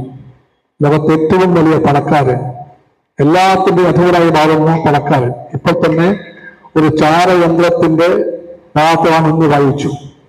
മണിപ്പൂരിലെ കലാപവേദികളിൽ മേത്തി സായുധ സംഘടനകൾ ഉപയോഗിക്കുന്ന ഒരു സന്ദേശം കൈമാറുന്ന യന്ത്രത്തിനെ പറ്റിയാണ് നമ്മൾ വായിച്ചത്.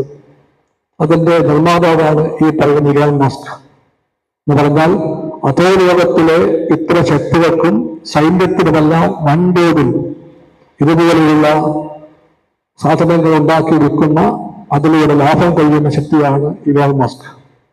അദ്ദേഹത്തിന്റെ കാറാണ് ലോകത്തെ ഏറ്റവും അധികം ഇന്ന് ഡിമാൻഡുള്ള ഇലക്ട്രിക് കാറുകൾ.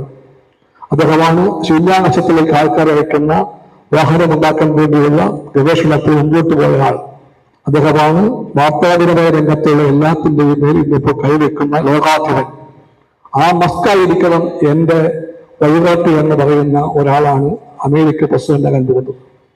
ആ അമേരിക്കൻ പ്രസിഡന്റും ആ നയങ്ങളുമാണ് ഇന്ത്യയുടെ വഴികാട്ടി എന്ന് പറയുന്നതാണ് ഇന്ത്യൻ പ്രധാനമന്ത്രി നരേന്ദ്രമോദി.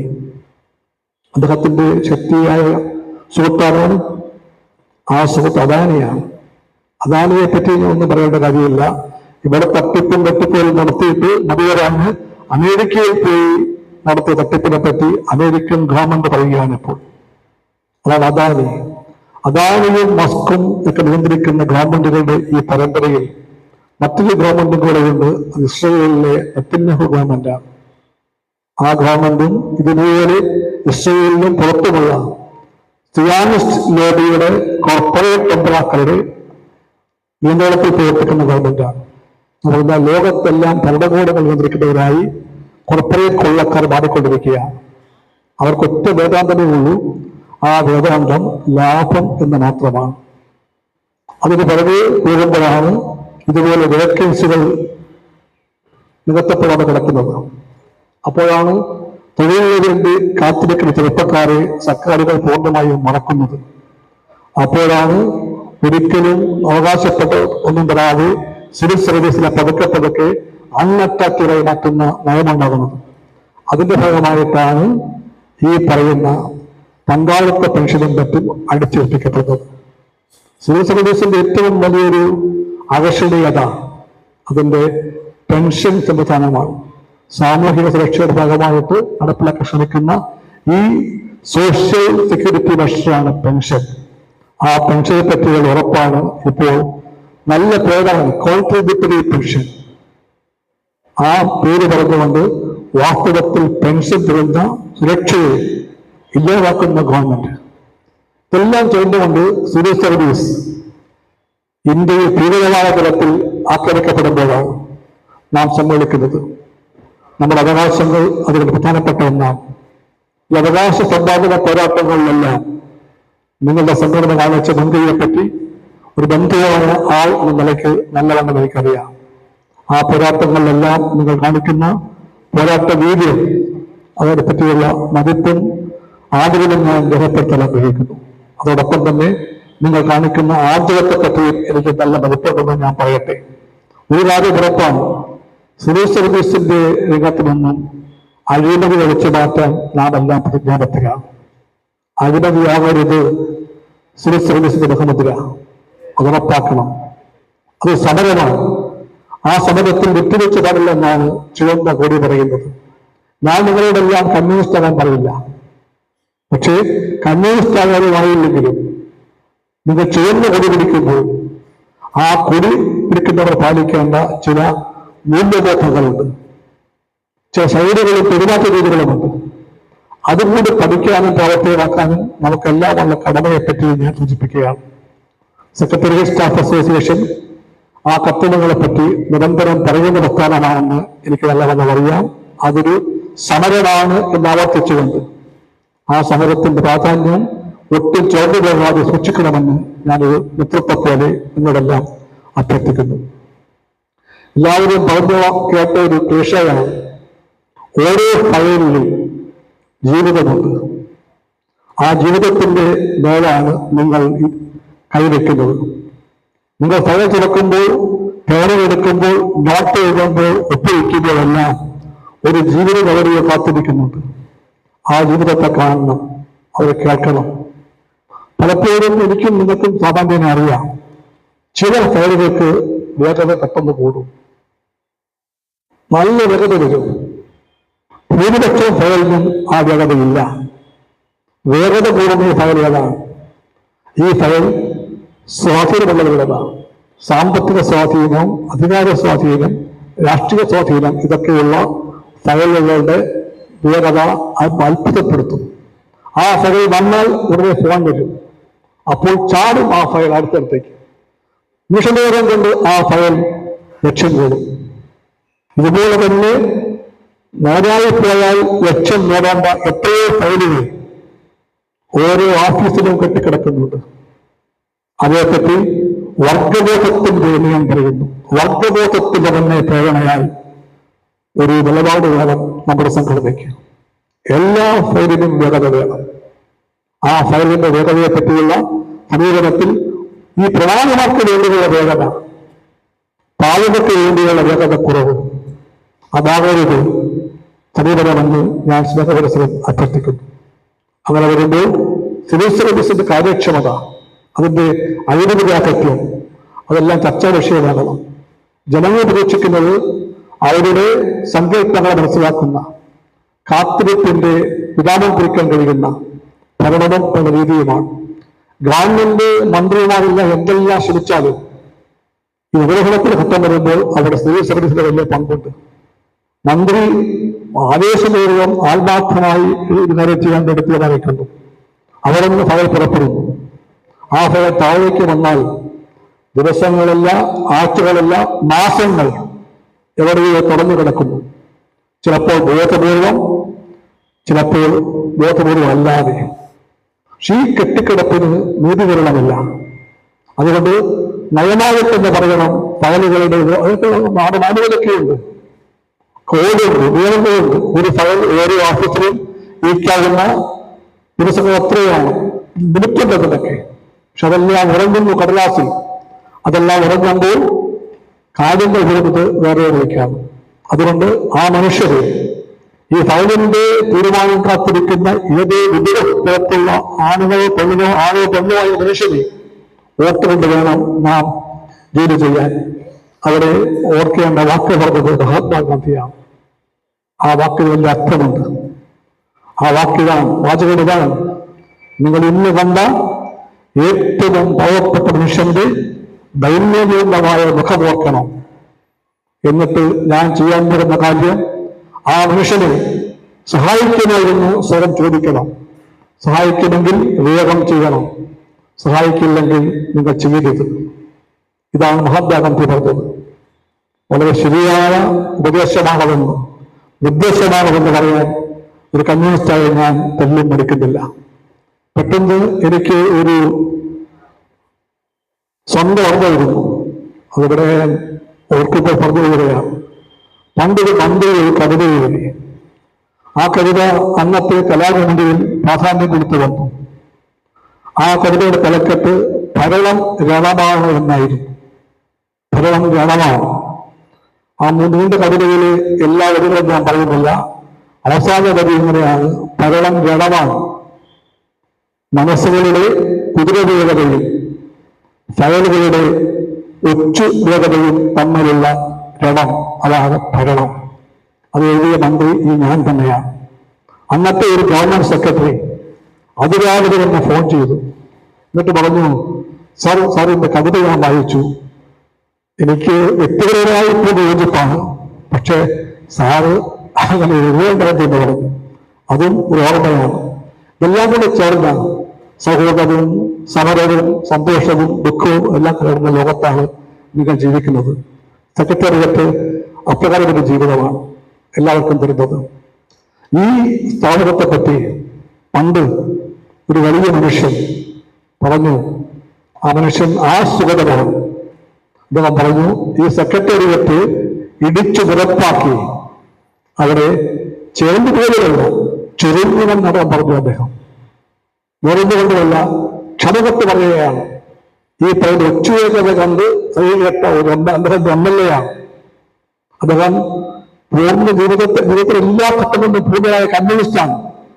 നിസ്വർഗത്തിന്റെ ലോകവും നമ്പരവും അറിയാവുന്ന ഉദാത്തമായ മൂല്യങ്ങളെ മൃഗപ്പിടിക്കുന്ന മഹാനായ കമ്മ്യൂണിസ്റ്റ് അദ്ദേഹത്തിന്റെ മടുപ്പ്, നിരാശ, അമർഷം, അതാണ് ആ പ്രസംഗമായി മാറിയത്.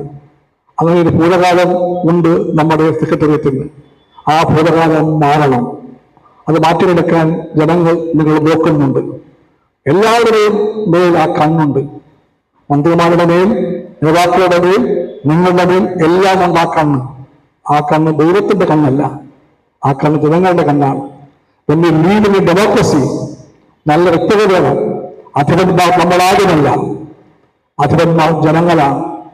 ആ ജനങ്ങൾക്ക് തന്ന ശമ്പളമാണ് നിങ്ങളുടെ ശമ്പളം. അതുകൊണ്ട് ആദ്യത്തെ കൂറ് അവർക്കായി മാറ്റിവെക്കുക. എല്ലാ പ്രവർത്തനങ്ങളുടെയും അർത്ഥം അവർക്ക് വേണ്ടിയാണ് എന്നറിയുക. ആ പത്രത്തോടുകൂടി മുമ്പോട്ട് പ്രകാശിക്കുക.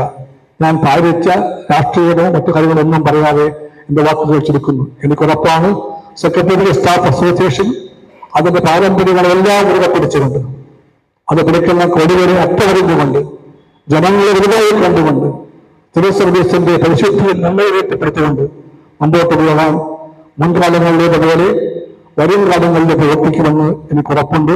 ആ ഉറപ്പിനെ തെളിയിക്കും വിധം നിങ്ങൾ ഈ സമ്മേളനം വിജയകരമായി പൂർത്തിയാക്കും എന്ന വിശ്വാസം എനിക്കുണ്ട്.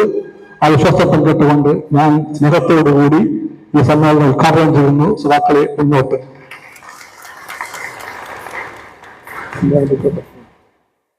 രാജാ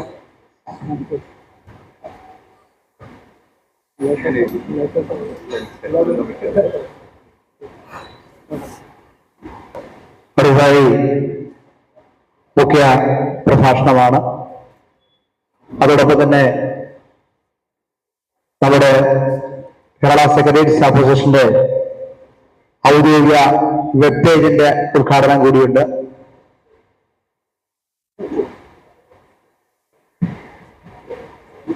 നമ്മുടെ വെബ് പേജ് മന്ത്രി അഡ്വക്കേറ്റ് കെ രാജനെ ക്ഷണിച്ചുകൊള്ളു.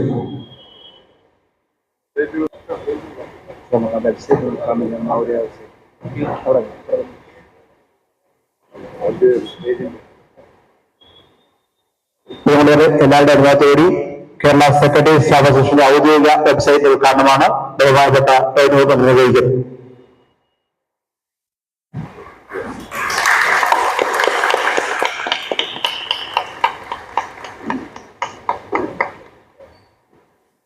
മുഖ്യ പ്രഭാഷണത്തിന് വേണ്ടി ക്ഷണിച്ചു. കേരള സെക്രട്ടേറിയറ്റ് സ്റ്റാഫ് അസോസിയേഷന്റെ 38ാമത് വാർഷിക സമ്മേളനത്തിന്റെ ഔപചാരികമായിട്ടുള്ള ഉദ്ഘാടന ചടങ്ങിൽ അധ്യക്ഷത വഹിച്ച സംഘടനയുടെ സംസ്ഥാന കമ്മിറ്റിയുടെ സെക്രട്ടേറിയറ്റ് അസോസിയേഷന്റെ president Shri T K Abhilash, ആദരണീയനായ കമ്മ്യൂണിസ്റ്റ് പാർട്ടിയുടെ ജില്ലാ കമ്മിറ്റിയുടെ സെക്രട്ടറി സഖാവ് മാങ്കോട് രാധാകൃഷ്ണൻ, നമ്മുടെ സംഘടനയുടെ ജനറൽ സെക്രട്ടറി പ്രിയപ്പെട്ട സുധികുമാർ, വേദിയിലുള്ള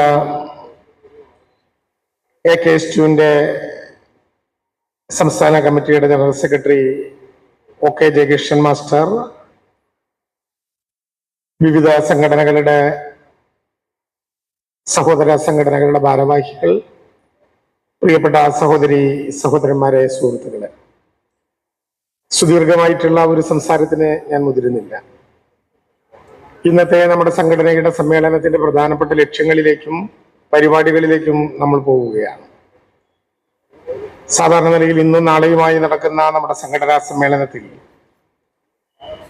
സെമിനാറുകളും അതോടൊപ്പം തന്നെ സംഘടനയുമായി ബന്ധപ്പെട്ട് നാം ചർച്ച ചെയ്യേണ്ട പ്രധാനപ്പെട്ട വിഷയങ്ങളിലുള്ള ചർച്ചകളുമൊക്കെ പൂർത്തിയാക്കി വർദ്ധിത വീര്യത്തോടെ പുതിയ കാലത്തിന്റെ ആവശ്യങ്ങൾ നിർവഹിക്കാൻ കഴിയും വിധം നാം മുന്നോട്ട് പോകാൻ, നമ്മുടെ സംഘടനയ്ക്ക് കൂടുതൽ കരുത്തു പകരാൻ എല്ലാ അർത്ഥത്തിലുമുള്ള ഒരുക്കങ്ങളോടെയാണ് ഇത്തവണയും നാം ഈ സമ്മേളനത്തിലേക്ക് പോകുന്നത്. സ്വാഭാവികമായിട്ടും നേരത്തെ അധ്യക്ഷ പ്രസംഗത്തിലും സ്വാഗത പ്രസംഗത്തിലും നമ്മുടെ സംഘടന കേരളത്തിലെ സർക്കാർ ജീവനക്കാരുടെ ഇന്നത്തെ ആവശ്യങ്ങളെ സംബന്ധിച്ചും അത് നേടിയെടുക്കാൻ വേണ്ടിയിട്ടുള്ള സമരപരിപാടികളെ കുറിച്ചുമൊക്കെ വിശദീകരിച്ചു. സാധാരണ നിലയിൽ ആ ആവശ്യങ്ങൾ നിറവേറ്റുന്നതിന് വേണ്ടി തന്നെ സംസ്ഥാന ഗവൺമെന്റ് ഒരു സമരത്തിലേക്ക് പോകേണ്ട ഘട്ടത്തിലാണ് എന്ന് നിങ്ങളോട് സൂചിപ്പിക്കാൻ വേണ്ടി ഞാൻ ആഗ്രഹിക്കുകയാണ്. സ്വാഭാവികമായിട്ട് ഒരു സമരം ഫെബ്രുവരി 8-ാം തീയതി തുടങ്ങി വെച്ചിട്ടുണ്ട് ഡൽഹിയിൽ നിന്ന്. ആ സമരം ഇനി തുടർച്ചയായിട്ട് മുന്നോട്ട് പോവുകയല്ലാതെ മറ്റൊരു മാർഗവും സർക്കാരിന്റെ മുമ്പിലില്ല. കേരളത്തിലെ ജീവനക്കാരുൾപ്പെടെയുള്ള സാധാരണ ജനങ്ങളുടെ പ്രശ്നങ്ങൾ പരിഹരിക്കാൻ കഴിയും വിധം കേരളത്തെ മുന്നോട്ട് നയിക്കാനുള്ള ഇച്ഛാശക്തിയോടെ കടന്നു പോകുമ്പോൾ കേരളം ഇന്ത്യയുടെ ഭാഗം തന്നെയല്ലേ എന്നുള്ള സംശയം പോലും കേരളത്തിലെ ജനങ്ങൾക്ക് ഉയരും വിധം എല്ലാ വിധത്തിലുമുള്ള കേരളത്തിന്റെ അവകാശങ്ങളെയും സാധ്യതകളെയും ചോദ്യം ചെയ്യുന്ന വിധത്തിൽ കേന്ദ്ര ഗവൺമെന്റ് ജനാധിപത്യ മര്യാദകൾ പോലും ലംഘിച്ചുകൊണ്ട് മുന്നോട്ട് പോവുകയാണ്. കേരളം അതിന്റെ മറ്റു വികസന പദ്ധതികളൊന്നും കേരളത്തിന്റെ പ്ലാനിന് തടസ്സപ്പെടാൻ പറ്റാത്ത വിധം കേരളത്തിന് മുന്നോട്ട് പോകണമെന്ന് ആഗ്രഹിച്ചുകൊണ്ടാണ് പുതിയ കാലത്തിന് തുല്യമായി സാമൂഹിക സാഹചര്യങ്ങളിൽ മാറ്റം വരുത്താൻ, ഭൗതിക സാഹചര്യങ്ങളിൽ മാറ്റം വരുത്താൻ, ലോകത്തെ തന്നെ അത്ഭുതപ്പെടുത്തുന്ന കേരളത്തിലെ സംഭവങ്ങളിൽ ഭൗതിക സാഹചര്യങ്ങളിലുള്ള മാറ്റത്തിന് വഴിതെളിയിച്ച കിഫ്ബിയിലേക്ക് നമ്മൾ കടന്നത്. ഇവിടെ നേരത്തെ സൂചിപ്പിച്ചതുപോലെ കേരളത്തിലെ ഗവൺമെന്റ് അധികാരത്തിൽ വരുമ്പോൾ കേവലം 600 രൂപ മാത്രം കൈപ്പറ്റിയിരുന്നവരുടെ സാമൂഹിക ക്ഷേമ പെൻഷൻ 1600 രൂപയായി വർദ്ധിപ്പിക്കുക എന്ന മൗലികമായ ആവശ്യം നിറവേറ്റുമ്പോൾ ആ ആവശ്യം നിറവേറ്റുക മാത്രമല്ല അത് തുടർച്ചയായി നടപ്പിലാക്കണം എന്ന ലക്ഷ്യമുള്ളത് കൊണ്ടാണ് കേരളത്തിന്റെ പ്ലാനിനെ ബാധിക്കാത്ത വിധം ഒരു പെൻഷൻ ഫണ്ട് ബോർഡ് രൂപീകരിക്കണം എന്ന് കേരളത്തിലെ ഗവൺമെന്റ് ആഗ്രഹിച്ചത്. ഇന്ന് കേരളത്തിൽ ഏറ്റവും പ്രധാനപ്പെട്ട പ്രശ്നമാണ് അതിന്റെ യാത്രാ സഞ്ചാരം. തിരുവനന്തപുരം മുതൽ കാസർഗോഡ് വരെ നീണ്ടുകിടക്കുന്ന ദേശീയപാത 6 വരിയാക്കി വികസിപ്പിച്ചുകൊണ്ട് ആധുനിക കാലത്തെ യാത്രാ സൗകര്യങ്ങൾ ഒരുക്കുന്നതിന് വേണ്ടി കേരളത്തിന്റെ സഞ്ചാര സാധ്യതകൾ വിപുലീകരിക്കാൻ ദേശീയപാത വികസിപ്പിച്ചപ്പോ ആ ദേശീയപാതയുടെ വികസനത്തിന് ഏറ്റെടുക്കേണ്ട ഭൂമിയുടെ 25% പണവും സംസ്ഥാന സർക്കാർ വഹിക്കുന്ന ഇന്ത്യയിൽ ആദ്യ ഗവൺമെന്റായി കേരളം മാറണം എന്ന് നമ്മൾ ആഗ്രഹിച്ചത് ഭൂമിയുടെ വിലയുടെ പേര് പറഞ്ഞുകൊണ്ട് കേരളത്തിന്റെ ദേശീയപാത നിർമ്മാണം വൈകിക്കൂടാ എന്നുള്ളത് കൊണ്ടാണ്. നിർഭാഗ്യവശാൽ ആ വിധത്തിൽ പ്ലാനിൽപ്പെടാതെ കേരളത്തിന്റെ ആവശ്യങ്ങൾ നിർവഹിക്കാൻ തുടങ്ങിയ ഗവൺമെന്റിന്റെ മുന്നോട്ടു പോക്കിനെ തടയിടാൻ ലക്ഷ്യം വെച്ചുകൊണ്ട് കേരളത്തിൽ കിഫ്ബി മുഖാന്തരം ചെലവഴിക്കുന്ന പണം കേരളത്തിന്റെ കടമെടുക്കാനുള്ള ബാധ്യതയുടെ പേരിലാക്കി മാറ്റുന്നു. പെൻഷൻ ഫണ്ട് രൂപീകരിച്ച് അതെടുക്കുന്ന പണം കേരളത്തിന്റെ ബോറോവിംഗ് കപ്പാസിറ്റിയെ ബാധിക്കുന്ന വിധത്തിലുള്ള കണക്കാക്കി മാറുന്നു. കേരളത്തിന്റെ ദേശീയപാത വികസിപ്പിക്കുന്നതിന് വേണ്ടി ചെലവഴിച്ച 5600 കോടി രൂപയും കേരളത്തിന്റെ കടമെടുക്കാനുള്ള നിലവാരത്തിൽപ്പെടുത്തുന്നു. 1,74,000 കോടി എന്ന കേരളത്തിന് കിട്ടാനുള്ള അവകാശത്തെ ഏറ്റവും പരസ്യമായി ധിക്കരിച്ചുകൊണ്ട് കേരളത്തിനത് നൽകാൻ ഞങ്ങൾ ഉദ്ദേശിക്കുന്നതേ ഇല്ല എന്ന് ഗവൺമെന്റ് പ്രഖ്യാപിക്കുന്നു. എങ്ങനെയാണ് ഈ കേന്ദ്ര ഗവൺമെന്റിന്റെ ഭരണത്തിന്റെ കീഴിൽ കേരളത്തിന്റെ അവകാശങ്ങൾ നേടിയെടുക്കാനും കേരളത്തിലെ സെക്രട്ടേറിയറ്റ് സ്റ്റാഫ് അസോസിയേഷനും സർക്കാർ ജീവനക്കാർക്കും മറ്റൊരു സംസ്ഥാനത്തും ഇല്ലാത്ത വിധം കേരളം കൊടുക്കണമെന്ന് ആഗ്രഹിക്കുന്ന വിധത്തിലുള്ള സേവനങ്ങൾ നൽകാനും കഴിയുക? അതിനെ തടസ്സമിടുന്ന കേന്ദ്ര ഗവൺമെന്റിന്റെ കേരളത്തെ കഴുത്തു പിടിച്ചു ഞെരിച്ചു കൊല്ലാൻ ശ്രമിക്കുന്ന പ്രവർത്തന പദങ്ങൾക്കെതിരായിട്ടുള്ള ഒരു വലിയ സമരം കൂടിയാണ് കേരളം ഭരണത്തോടൊപ്പം ഇന്ന് കൊണ്ടുപോകേണ്ടി വരുന്നത് എന്ന യാഥാർത്ഥ്യം കൂടി നിങ്ങൾ അറിയിക്കാൻ ഞാൻ ആഗ്രഹിക്കുകയാണ്. നിങ്ങൾ ഇന്ന് വിളിച്ച മുദ്രാവാക്യത്തെ കുറിച്ച് ഇവിടെ അധ്യക്ഷനോ സ്വാഗത പ്രാസംഗികനോ സൂചിപ്പിച്ചു. വയനാട് നമ്മുടെ നാടാണ് എന്ന മുദ്രാവാക്യമായിരുന്നു ആ മുദ്രാവാക്യം. കേരളത്തിന് കഴിഞ്ഞ 2018 കഠിനമായ പ്രളയകാലത്ത് ആരംഭിച്ച കേരളത്തിനോടുള്ള ധിക്കാരപരമായിട്ടുള്ള ജനാധിപത്യ വിരുദ്ധമായിട്ടുള്ള ഒരു ഫെഡറൽ രാജ്യത്തിനകത്ത് ഒരു സംസ്ഥാനത്തിനോടും കാണിക്കാൻ പാടില്ലാത്ത കേന്ദ്ര ഗവൺമെന്റിന്റെ നിലപാട് 284 പേരുടെ മരണം ഇതിനകം സ്ഥിരീകരിച്ച ചൂരൽമലയിലെ ദുരന്തത്തിൽ പോലും സ്വീകരിച്ചു കേന്ദ്ര ഗവൺമെന്റ് എന്നുള്ളതാണ് ഏറ്റവും പ്രധാനപ്പെട്ട പ്രശ്നമായി നാം കാണുന്നത്. ചൂരൽമല കേരളത്തിന്റെ ഭാഗമല്ലേ? കേരളം ഇന്ത്യയുടെ ഭാഗമല്ലേ? ചൂരൽമലയിലെ മനുഷ്യർ ചെയ്ത കുറ്റം എന്താണ്? ഒരു വെളിപ്പാൻ കാലത്ത് 1782 അടി മുകളിൽ പുഞ്ചിരിമുറ്റത്ത് ഉരുള് പൊട്ടിയതോടെ ഇന്നേ സമയം വരെ മരണപ്പെട്ടവരിൽ നാം തിരിച്ചറിയപ്പെട്ട 284 പേർ രാജീവ് ഗാന്ധി സെന്റർ ഫോർ ബയോടെക്നോളജിയിലെ അവസാനത്തെ DNA ടെസ്റ്റിൽ കൂടി പൂർത്തീകരിക്കുമ്പോൾ പുത്തുമലയിൽ ഇതിനകം പേരറിയാതെ സംസ്കരിച്ച മൃതശരീരങ്ങളിലോ ശരീരഭാഗങ്ങളിലോ ഒരുപക്ഷെ നാം കണ്ടെത്താൻ കഴിയുമെന്ന് പ്രതീക്ഷിക്കുന്ന ഇപ്പോഴും എവിടെയെന്ന് തിരിച്ചറിയാത്ത 44 പേർ ഏതാണ്ട് 300ഓളം വരുന്ന മനുഷ്യരുടെയും കന്നുകാലികളും വൃക്ഷലതാദികളും നിർമ്മിച്ച സമ്പത്തും ഉൾപ്പെടെ മനുഷ്യൻ കരഗതമാക്കിയ ഒരു ഗ്രാമത്തിലെ സകലതിനെയും തകർക്കാൻ കഴിയുന്ന വിധത്തിലുണ്ടായ ഒരു ഉരുൾപൊട്ടൽ ഉണ്ടായി 5 മാസം കഴിയും വരെ ഏതു വിഭാഗത്തിലാണെന്ന് പോലും പെടുത്താൻ തയ്യാറാകാത്ത കേന്ദ്ര ഗവൺമെന്റിന്റെ സമീപനത്തെ എങ്ങനെയാണ് നമുക്ക് മാനിക്കാനാവുക? ഇന്ന് എന്തെല്ലാം വിധത്തിലുള്ള വിചിത്രവാദങ്ങളാണ് മുഴക്കുന്നത്. ഞാൻ ഇന്നത്തെ ന്യൂസ് പേപ്പറുകൾ വളരെ സവിസ്തരം നോക്കി, ഒരു കാര്യം അറിയാൻ വേണ്ടിയിട്ടാ. ഇവിടെ നിന്നിരുന്ന ചാനലുകളെല്ലാം ഇപ്പോ കേരളത്തിലെ ബഹുമാനപ്പെട്ട പാർട്ടി സെക്രട്ടറിയുടെ ഏതെങ്കിലും വിധത്തിലുള്ള പുതിയ അറിവുകൾ തേടിപ്പോയതായിരിക്കും, അവർ വീണ്ടും വരും. ഇന്നത്തെ കേരളത്തിലെ പ്രധാനപ്പെട്ട മാധ്യമ വാർത്തകളിൽ എവിടെയെങ്കിലും ഒക്ടോബർ 22-ന് കേരളം കഠിനമായ ദുരിതത്തിൽ പെട്ടിരിക്കുന്ന കാലത്ത് ചൂരൽമലയിൽ നടത്തിയിട്ടുള്ള പ്രവർത്തനങ്ങൾക്ക് ആവശ്യമായ പണത്തിനു വേണ്ടി കേരളം നെട്ടോട്ടമോടുന്ന കാലത്ത് സെക്ഷൻ 13 പ്രകാരം കേരളത്തിന്റെ കടങ്ങൾ എഴുതിത്തള്ളാനുള്ള ഇന്ത്യ ഗവൺമെന്റിന്റെ അവകാശം വിനിയോഗിക്കാതെ കേരളത്തിന്റെ ദുരന്തത്തെ ഏത് നിലവാരത്തിലാണ് എന്ന് പെടുത്താതെ അഡീഷണൽ അസിസ്റ്റൻസ് എന്ന കേരളത്തിന്റെ ആവശ്യത്തെ ഗൗനിക്കാതെ കേരളത്തിന്റെ തലയ്ക്കു മീതെ 2016 മുതലുള്ള വിമാനക്കൂലിയുടെ ബില്ല് അവതരിപ്പിച്ച കേന്ദ്ര ഗവൺമെന്റിന്റെ നടപടി ജനാധിപത്യ വിരുദ്ധമാണ് എന്ന് പരിഹസിച്ച കോടതിയുടെ ഇടപെടലിനെ കുറിച്ച് വാർത്താഗോളത്തിന്റെ ചരമഗോളത്തിൽ ഒരു വരിയുണ്ടോ എന്ന് നമ്മൾ നോക്കുകയുണ്ടായി. ഇല്ല. 2 ആഴ്ച മുമ്പ് സുമോമോട്ടോ കോടതി എടുത്ത ഇതേ കേസിൽ കേരളത്തിനോട് കോടതി കണക്ക് ചോദിച്ചു. കേരളത്തിലെ STRFന്റെ കണക്കുകൾ ഓഡിറ്റ് ചെയ്യുന്നില്ലേ? STRFന്റെ കണക്കുകൾക്ക് കൃത്യമായ കണക്കില്ലേ? പാസ്ബുക്കിൽ ലിസ്റ്റില്ലേ എന്ന് കോടതി ചോദിച്ചതിനെ കുറിച്ച് സചിത്രമായ 1-ാമത്തെ പേജിൽ വാർത്തകൾ നിരത്തിയ മാധ്യമങ്ങളൊന്നും പിന്നത്തെ ആഴ്ച കേരളം കൃത്യമായി കണക്ക് കൊടുത്തപ്പോ ബഹുമാനപ്പെട്ട കോടതി ചോദിച്ച രസകരമായ ഒരു നിരീക്ഷണം ഒരു വരി പോലും കൊടുത്തില്ല. ഇന്ത്യ ഗവൺമെന്റിന്റെ അറ്റോർണി ജനറൽ എഴുന്നേറ്റ് നിന്നപ്പോ കോടതി പറഞ്ഞു, 100 രൂപയ്ക്ക് ചില്ലറയുണ്ടോ എന്ന് ചോദിച്ചാൽ 100 രൂപയ്ക്ക് ചില്ലറയുണ്ട്, പക്ഷെ നിങ്ങൾക്കു തരില്ല എന്ന സമീപനമല്ലേ കേന്ദ്ര ഗവൺമെന്റ് എടുത്തത് എന്ന് എഴുന്നേറ്റ് നിന്ന് അഭിഭാഷകനോട് തുറന്ന കോടതിയിൽ പച്ചയായി കോടതി ചോദിക്കുകയാണ്. ഒരു വരി എവിടെയും വായിക്കാനായില്ല. ഇത്രമാത്രം കേരളത്തെ ദ്രോഹിക്കുന്ന ഒരു ജനദ്രോഹപരമായ സമീപനത്തിലേക്ക് കേന്ദ്ര ഗവൺമെന്റ് പോകേണ്ടത് എന്തുകൊണ്ടാണ്? എന്നിട്ട് അവതരിപ്പിക്കുന്ന കണക്ക് സെക്രട്ടേറിയറ്റ് സ്റ്റാഫ് അസോസിയേഷന്റെ പ്രവർത്തകർക്ക് ഞാൻ പറഞ്ഞു തരേണ്ട കാര്യമുണ്ടോ? STRFൽ ബാക്കിയുള്ള കാശിലെ 50% NDRFന്റേതാണെന്ന് കരുതി നിങ്ങൾ തന്നെ ചെലവഴിച്ചോളാൻ. എന്തൊരു വിചിത്രമായിട്ടുള്ള കണക്കാണ് കേന്ദ്ര ഗവൺമെന്റ് പറയുന്നത്.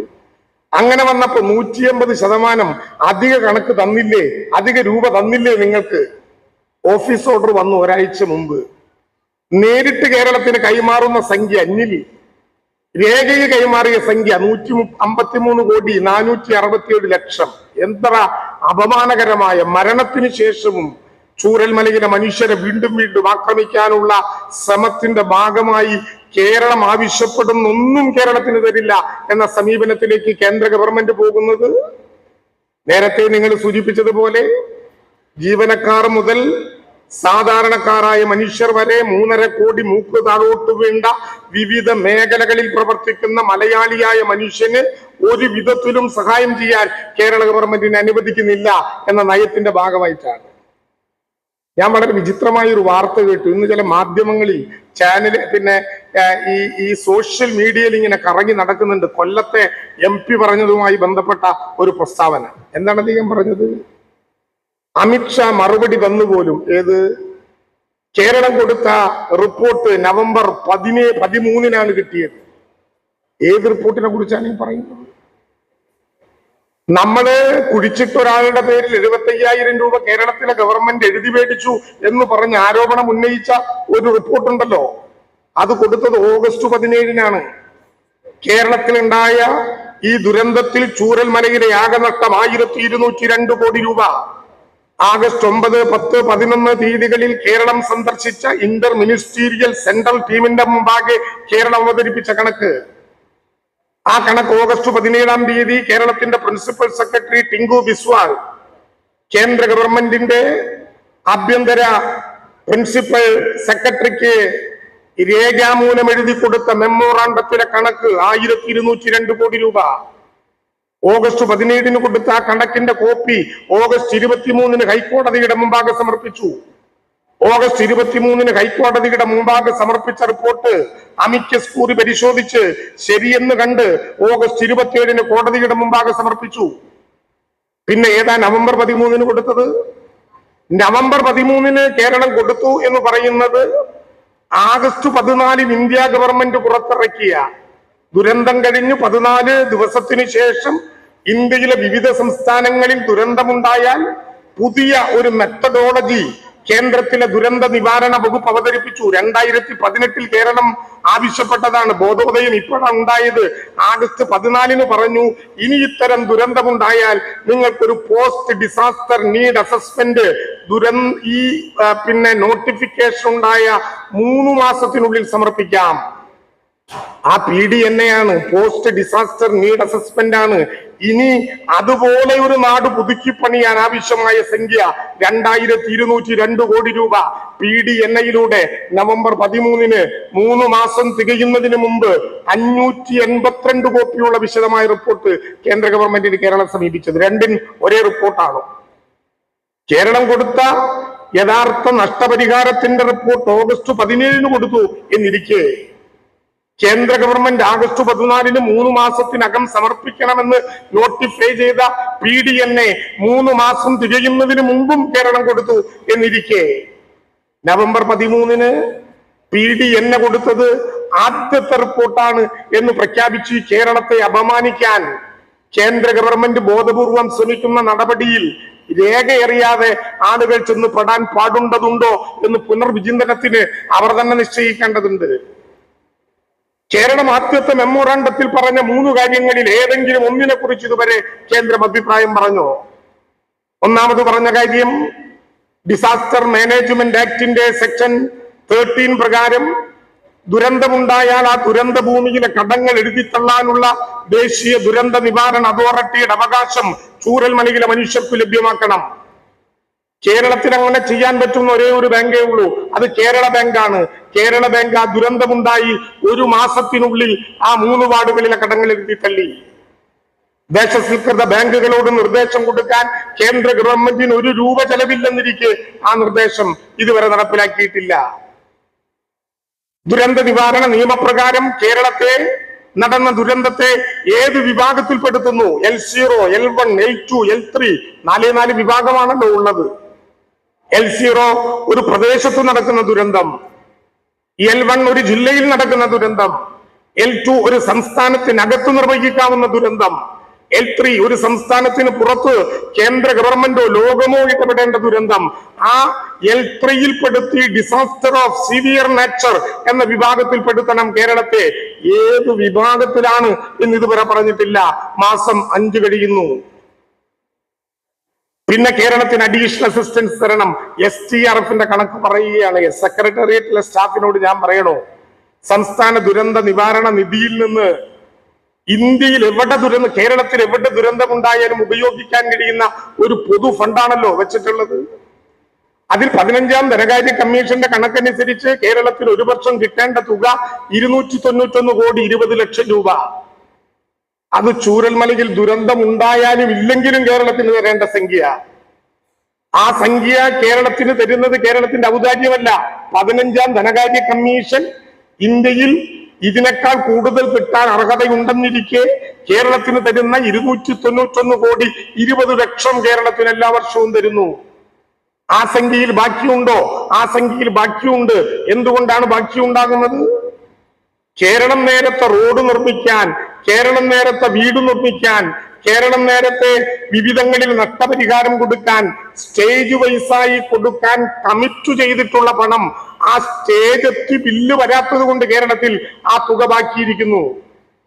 കേരളത്തിലുള്ളതിൽ 638 കോടി 50 ലക്ഷം രൂപ കേരളം ഇതിനകം കമ്മിറ്റഡ് ആയിട്ടുള്ള പണമാണ്. ആ പണത്തിൽ ബാക്കി നിൽക്കുന്നതിലെ 50% എടുത്ത് കേരളത്തിന് തന്നെ തരിക എന്ന കണക്ക് എന്തൊരു വിചിത്രമാണ്. ഞാൻ ചോദിക്കട്ടെ, അങ്ങനെയാണെങ്കിൽ STRF സംഖ്യ എടുത്ത് ദുരന്ത നിവാരണത്തിന്റെ പുനരുദ്ധാരണം പൂർത്തിയാകുന്നത് വരെ ആ ദുരന്തത്തിൽപ്പെട്ട മനുഷ്യർക്ക് താൽക്കാലികമായ വാടക വീടുകൾക്ക് വേണ്ടി മാസം കേരളത്തിലെ ഗവൺമെന്റ് കൊടുക്കുന്ന 6000 രൂപ വീതമുള്ള സംഖ്യ STRF-ൽ നിന്ന് എടുക്കാനുള്ള അനുവാദം കേന്ദ്ര ഗവൺമെന്റ് തരുമോ? തരില്ല. STRF-ന്റെ മാനദണ്ഡങ്ങളിൽ അങ്ങനെ പണം എടുക്കാൻ അനുവദിക്കുന്നില്ല. ഒരു മരണം നടന്നാൽ 4 ലക്ഷം രൂപ കൊടുക്കാം. ഒരു വീട് തകർന്നാൽ 1,30,000 ആയിരുന്നു. പുതിയ നോട്ടിഫിക്കേഷൻ അനുസരിച്ച് 1,80,000 വരെ വരും ഏറ്റവും കൂടിയാൽ. ഒരു വാട തകർന്നാൽ 6 രൂപ 20 പൈസ. 1 കിലോമീറ്റർ റോഡ് തകർന്നാൽ 75,000 രൂപ. ഈ മാനദണ്ഡങ്ങളല്ലാതെ പണം എടുക്കാനേ പറ്റില്ല STRF-ൽ നിന്ന്. CNG ഓഡിറ്റ് ചെയ്യുന്ന റിപ്പോർട്ടാണ്. ആ റിപ്പോർട്ടിൽ 10 ലക്ഷം രൂപ കേരളത്തിൽ ബാക്കിയുണ്ടായിട്ട് എന്താ കാര്യം? 100 കോടി രൂപ കേരളത്തിൽ ബാക്കിയുണ്ടായിട്ട് എന്താ കാര്യം? ചൂരൽമലയിലെ ദുരന്തത്തിൽ ദുരന്തബാധിതരെ പുനരധിവസിപ്പിക്കാനുള്ള ഭൂമി എടുക്കാനോ വീട് വെക്കാനോ റോഡ് കെട്ടാനോ പബ്ലിക് എനിമിറ്റീസ് ഉണ്ടാകാനോ ആ പണം ഉപയോഗിക്കാൻ സാധ്യമാകുമോ? കേരളം ഇതുകൊണ്ടൊന്നും പിറകോട്ട് പോകുന്നില്ല. കേരളത്തിൽ എന്തുകൊണ്ടാണ് പുനരുദ്ധാരണ പ്രവർത്തനങ്ങൾ ഇത്രയേറെ വൈകുന്നത്? ഒരു വൈകുന്ന പ്രശ്നവുമില്ല. ഓരോ മാസവും കൃത്യമായി വാടക വീടിന്റെ പണം കൊടുക്കുന്നുണ്ടെന്ന് മാത്രമല്ല, വയനാട്ടിൽ ഈ ഘട്ടത്തിലുള്ള റവന്യൂ വകുപ്പുമായി ബന്ധപ്പെട്ട് ജോലി ചെയ്തവർക്കറിയാം, ജന്മം കൊണ്ട ഭൂമി ടൗൺഷിപ്പിന് വേണ്ടി ഇത്രയേറെ ഒരുമിച്ച് ഉപകടിക്കാൻ പറ്റുന്ന സ്ഥലമേയല്ല വയനാട്. അവിടെ ഉള്ളത് പ്ലാന്റേഷനുമായി ബന്ധപ്പെട്ട ഭൂമിയായിരിക്കും. പ്ലാന്റേഷനായ ഭൂമി ഒന്നുകിൽ 81(3)യുടെ എക്സംഷൻ അനുസരിച്ച് ഭൂപരിഷ്കരണ നിയമത്തിൽ കിട്ടിയതായിരിക്കും. അതിൽ തന്നെ KLR-മായി ബന്ധപ്പെട്ട കേസുണ്ടാകാം. അല്ലെങ്കിൽ സ്വാതന്ത്ര്യത്തിന് മുമ്പ് സമ്പാദിച്ചതിന്റെ പേരിൽ ലാൻഡ് റിസംഷനുമായി ബന്ധപ്പെട്ട കേസുണ്ടാകാം. പക്ഷേ അവിടെയുള്ള 25 എസ്റ്റേറ്റുകളെ ഞങ്ങൾ പരിശോധിച്ചു. ആ 25 എസ്റ്റേറ്റുകളിൽ ഇനിയൊരു ദുരന്തം ഉണ്ടാകാതിരിക്കാൻ പറ്റുന്ന ഇടങ്ങളെന്ന് കണ്ട 9 എസ്റ്റേറ്റുകളെ പ്രത്യേകമായി എടുത്തു. ലോകത്തിൽ ഒരിടത്തും പുനരധിവാസത്തിന് മുമ്പ് നടന്നിട്ടില്ലാത്തതുപോലെ അന്നത്തെ ചീഫ് സെക്രട്ടറി നേരിട്ട് പോയി ദുരന്ത ബാധിതരോട് പുനരധിവാസത്തെ കുറിച്ച് അഭിപ്രായം ചോദിച്ചു. ഞങ്ങൾക്ക് ഒരുമിച്ചു താമസിക്കണമെന്നും അത് മേപ്പാടി പഞ്ചായത്തിൽ തന്നെയാകണമെന്നും ആളുകൾ നിർബന്ധം പറഞ്ഞപ്പോ അതിനു പറ്റാവുന്ന 2 എസ്റ്റേറ്റുകൾ കണ്ടെത്തി. ആ 2 എസ്റ്റേറ്റുകൾ ഏറ്റെടുക്കാൻ 4/10/2024 ഗവൺമെന്റ് തത്വത്തിൽ ഉത്തരവിറക്കി. നെടുമ്പാലയും മേൽസ്റ്റോണും 2 എസ്റ്റേറ്റുകൾ. നെടുമ്പാല എസ്റ്റേറ്റ് അവിടെ മേപ്പാടി പഞ്ചായത്തിൽ തന്നെയാണ്. എന്നാൽ എൽസ്റ്റോൺ എസ്റ്റേറ്റ് മേപ്പാടിയിൽ നിന്ന് 10 കിലോമീറ്റർ അകലെ കൽപ്പറ്റ നഗരസഭയുടെ ഭാഗമാണ്. രണ്ടും തത്വത്തിൽ അംഗീകരിച്ചു. പക്ഷേ അതുമായി ബന്ധപ്പെട്ട ഒരു കോടതി വ്യവഹാരം വന്നു. കോടതിയിൽ ചോദിച്ചൊറ്റ ചോദ്യം, നിങ്ങൾ ഈ ഭൂമി ഡിസാസ്റ്റർ ആക്ട് അനുസരിച്ച് അഡ്വാൻസ് പൊസഷൻ എടുക്കുമെങ്കിലും അതിന് പണം കൊടുക്കാൻ ഉദ്ദേശിക്കുന്നുണ്ടോ? ഗവൺമെന്റ് പറഞ്ഞു KLR പിന്നെ അവിടെ ഭൂമി ഏറ്റെടുക്കലുമായി ബന്ധപ്പെട്ട LAR 2013 ഭൂമി ഏറ്റെടുക്കൽ നിയമത്തിന്റെ സെക്ഷൻ 26, 27, 28 അനുസരിച്ചുകൊണ്ട് തന്നെ നഷ്ടപരിഹാരം കണക്കാക്കി വില നിശ്ചയിക്കും. ആ പണം കോടതിയിൽ കെട്ടും. ഭൂമിയുടെ അർഹതപ്പെട്ടവൻ അത് കൊടുക്കാൻ ഒരു പ്രയാസവും ഉണ്ടാകില്ല. ജഡ്ജ്മെന്റ് റിസർവ് ചെയ്തിരിക്കുകയാണ്. പറയാൻ പാടില്ല കോടതിയുടെ വിധിയെക്കുറിച്ചെങ്കിലും നാളെ പിന്നെ ഇത്തവണ വെക്കേഷൻ പിരിയുന്നതിന് മുമ്പായി ഒരുപക്ഷെ കോടതി വിധി പറഞ്ഞേക്കാം. ആ വിധി എന്തായാലും കേരളം അംഗീകരിക്കും. അങ്ങനെ അംഗീകരിക്കപ്പെട്ടാൽ കിട്ടുന്ന ഭൂമി അനുസരിച്ച് 2 ടൗൺഷിപ്പുകൾ കേരളത്തിൽ ഉണ്ടാക്കാൻ PMC നിശ്ചയിച്ച് EPU ഉണ്ടാക്കി അവിടെ ഉണ്ടാക്കേണ്ട വീടുകളുടെ ഡിസൈൻ രൂപീകരിച്ച് കൃത്യമായ സമയമെടുത്തുകൊണ്ട് ആ വീടുകൾ നിർമ്മിക്കാനുള്ള പ്രവർത്തനങ്ങളിൽ കേന്ദ്ര ഗവൺമെന്റ് എന്ത് നിലപാടെടുത്താലും കേരളം അവസാന ഘട്ടത്തിലായി. ഈ കോടതി വ്യവഹാരം കൂടി കഴിഞ്ഞാൽ സ്വിച്ച് ഇട്ടാൽ ലൈറ്റ് കത്തുന്നത് പോലെ ആ നടപടികളിലേക്ക് പ്രാക്ടിക്കലായി കേരളം കിടക്കുകയാണ്. ഒരു വൈകല്യം ഉണ്ടായിട്ടില്ല. എന്ന് മാത്രമല്ല, ചൂരൽമലയിലെ പുനരധിവാസം ഇന്ത്യ കണ്ട ഏറ്റവും ഒന്നാമത്തെ ലോകം ശ്രദ്ധിക്കപ്പെടുന്ന പുനരധിവാസത്തിന്റെ കേരള മോഡലായി മാറ്റാനുള്ള ശ്രമത്തിലാണ് കേരളം. പക്ഷേ നേരത്തെ സ്വാഗത അധ്യക്ഷ പ്രാസംഗികന്മാർ പറഞ്ഞതുപോലെ നിങ്ങളെ ദ്രോഹിക്കാൻ എങ്ങനെയാണോ കേരളത്തെ കഴുത്തു പിടിച്ചു ഞെരിക്കുന്നത്, ചൂരൽ മലയ്ക്കും അവരുടെ അവകാശങ്ങൾ കിട്ടാതിരിക്കാൻ പല വിധത്തിൽ കേരളത്തെ ഒറ്റപ്പെടുത്താനുള്ള ബോധപൂർവമായ ശ്രമങ്ങൾക്ക് കേന്ദ്ര ഗവൺമെന്റ് അറിഞ്ഞുകൊണ്ട് നേതൃത്വപരമായ പങ്കുവഹിക്കുകയാണ്. IMCTയുടെ റിപ്പോർട്ട് വരട്ടെ. ആദ്യത്തെ മാസം പറഞ്ഞു ഇന്റർ മിനിസ്റ്റീരിയൽ സെൻട്രൽ ടീം ത്രിപുരയിൽ ആ ടീം ഹെലികോപ്റ്ററിൽ നിന്നിറങ്ങി എയർപോർട്ടിലേക്ക് കിടക്കുമ്പോൾ 40 കോടി രൂപ പ്രഖ്യാപിച്ചു ഇൻ അഡ്വാൻസ്. അഡീഷണൽ അസിസ്റ്റന്റ് ത്രിപുരയ്ക്ക് 40 അല്ല 400 കിട്ടട്ടെ, സന്തോഷം. ദുരന്ത ബാധിതരായ മനുഷ്യർ. പക്ഷെ IMCT പരിശോധിച്ചു പോയി 5 മാസം കഴിഞ്ഞിട്ട് പോലും കേരളത്തിന്റെ ഗതി എന്താകുമെന്നുള്ളതിനെ കുറിച്ച് നൈസമോളെ കെട്ടിപ്പിടിച്ചുമ്മ വെച്ച് ലോകത്തിന്റെ മുമ്പിൽ ഉയർത്ത കൈ കാണിച്ചു പിടിച്ച ഇന്ത്യയുടെ പ്രധാനമന്ത്രി മുതൽ ഇങ്ങോട്ടുള്ള ഒരു കേന്ദ്ര സർക്കാർ ജനപ്രതിനിധികളും തയ്യാറാകുന്നില്ല എന്നുള്ളത് കേരളത്തിനോടുള്ള ഒടുങ്ങാത്ത ദ്രോഹത്തിന്റെ ഭാഗമായിട്ടാണ്. ഞാൻ ഒരു കാര്യം, കേരള സെക്രട്ടേറിയറ്റ് സ്റ്റാഫ് അസോസിയേഷൻ എന്ന വലിയ പാരമ്പര്യമുള്ള കേരളത്തിലെ സെക്രട്ടേറിയറ്റ് ജീവനക്കാർക്കിടയിൽ നന്മയുടെ അംശം തകർന്നു പോയിട്ടില്ലെന്ന് ചൂണ്ടിക്കാണിക്കാൻ ഞങ്ങൾക്കൊക്കെ കരുത്തു പകരുന്ന ഈ സംഘടനയുടെ സമ്മേളനത്തെ സാക്ഷി നിർത്തിക്കൊണ്ട് പറയട്ടെ, എത്ര വലിയ ദുരന്തമുണ്ടായാലും എങ്ങനെയൊക്കെ കേരളത്തെ ഒറ്റപ്പെടുത്താൻ ശ്രമിച്ചാലും അവസാനത്തെ ദുരന്ത ബാധിതനെ കൂടി പുനരധിവസിപ്പിക്കാതെ വയനാടിന്റെ ചുരമറങ്ങില്ല കേരളത്തിലെ ഗവൺമെന്റ് എന്നുള്ളതിന് കേരള ഗവൺമെന്റ് ഉറപ്പ് ഈ ഘട്ടത്തിൽ നൽകുകയാണ്. നിങ്ങളുമായി ബന്ധപ്പെട്ട പ്രശ്നങ്ങൾ പരിഹരിക്കാവുന്ന ഏറ്റവും വേഗതയിൽ പരിഹരിക്കാനുള്ള പരിശ്രമങ്ങൾക്ക് ഗവൺമെന്റിന്റെ ഭാഗമായി ഇടപെടും എന്ന് നിങ്ങളോട് ഉറപ്പു നൽകുന്നതോടൊപ്പം തന്നെ നിങ്ങളുമായി ബന്ധപ്പെട്ട പ്രത്യക്ഷവും പരോക്ഷവുമായ എല്ലാ സമര പരിപാടികളും ഒരു സംഘടന എന്ന നിലയിൽ നിങ്ങൾക്ക് ചെയ്യേണ്ടി വരുന്നത് ജീവനക്കാരോടുള്ള പ്രതിബദ്ധതയുടെ സ്വാഭാവികമായ ഭാഗമാണെന്ന് തിരിച്ചറിയാനും ഞങ്ങൾക്ക് കഴിയുന്നുണ്ട് എന്നുകൂടി ഓർമ്മപ്പെടുത്തിക്കൊണ്ട് ഈ സമ്മേളനത്തിന് എല്ലാവിധ ഭാവുകങ്ങളും നേരുന്നു. ഒരു കാര്യം കൂടി പറയാതെ പോകുന്നത് ശരിയല്ല, അത് നമ്മുടെ ഫയൽ നീക്കങ്ങളുടെ വേഗതയെ കുറിച്ചാണ്. ഇവിടെ വന്നിരുന്നാലും അത് തന്നെ കേൾക്കേണ്ടി വരുമോ എന്ന് നിങ്ങൾ തോന്നരുത്.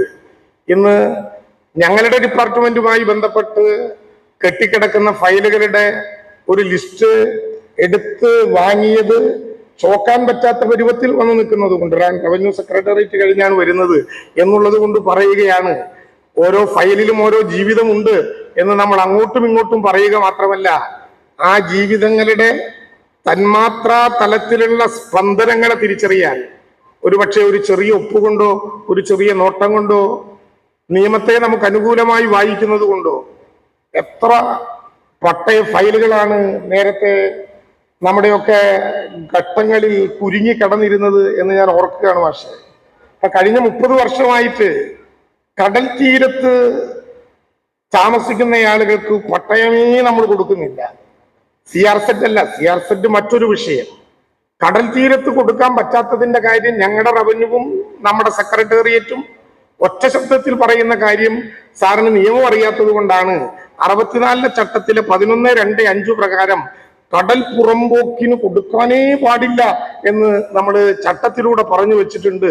അതുകൊണ്ട് കൊടുക്കരുത്. ഒരുപാട് കെട്ടിക്കിടക്കുന്നുണ്ട് അവിടെ. ഞങ്ങൾ ആ ചട്ടൊന്നുകൂടി എടുത്ത് നോക്കി മാഷേ. ഇപ്പൊ 11(2)(5) പറഞ്ഞിരിക്കുകയാണ്, കടലിന്റെ ഉയർന്ന തിരമാലയുള്ള സ്ഥലത്തിൽ നിന്ന് 3.017 മീറ്ററിനകത്തുള്ള എല്ലാം കടൽ പുറമ്പോക്കാണ് എന്നുള്ളത് കൊണ്ട് കൊടുക്കരുത്. നമ്മൾ വായിക്കുക അതാണ്. അല്ല ദിലീപേട്ട, നമ്മൾ വായിക്കുക അതാണ്. കടൽ പുറമ്പോക്കിൽ വായിസാറിയിരിക്കുന്നു. കടൽ പുറമ്പോക്കിൽ 3.017 ബ്രാക്കറ്റിലാണ്. ബ്രാക്കറ്റ് നമ്മൾ കാണില്ല. കടലിന്റെ തീരത്ത് കിടക്കുന്ന കടൽ പുറമ്പോക്കിൽ പാടില്ല എന്ന് ചട്ടം പറഞ്ഞിട്ടുണ്ട്. ചട്ടത്തിൽ പറഞ്ഞിട്ടുള്ളത് 3.017 മീറ്ററിനകത്ത് പാടില്ല എന്നാണ്. അതിൽ ചട്ടം പറയാതെ പറയുന്ന ഒരു കാര്യം 3.017 മീറ്ററിന് പുറത്താണെങ്കിൽ കൊടുക്കാം എന്നാണ് പച്ചയ്ക്ക്. അങ്ങനെ വായിക്കാം. നമുക്ക് വായിക്കാൻ ഇത്തിരി പ്രയാസപ്പെടും. പക്ഷെ ഒരു തവണ ഞങ്ങൾ അങ്ങനെ വായിച്ചപ്പോ ഈ കഴിഞ്ഞ 6 മാസക്കാലത്തിനിടയിൽ തിരുവനന്തപുരത്തും കൊല്ലത്തുമായി 1182 മത്സ്യത്തൊഴിലാളികൾ ഭൂമിയുടെ അവകാശികളായി എന്ന യാഥാർത്ഥ്യം ഞാൻ നിങ്ങളെ ഓർമ്മപ്പെടുത്താൻ ഈ അവസ്ഥ ഉപയോഗിക്കുകയാണ്. അപ്പൊ നിയമം തന്നെയാണ്. പക്ഷെ നിയമത്തെ രണ്ട് നിലയ്ക്ക് വായിക്കാം. ഒന്ന് നമുക്കനുകൂലമായി വായിക്കാം, ഒന്ന് നാട്ടുകാർക്ക് അനുകൂലമായി വായിക്കാം.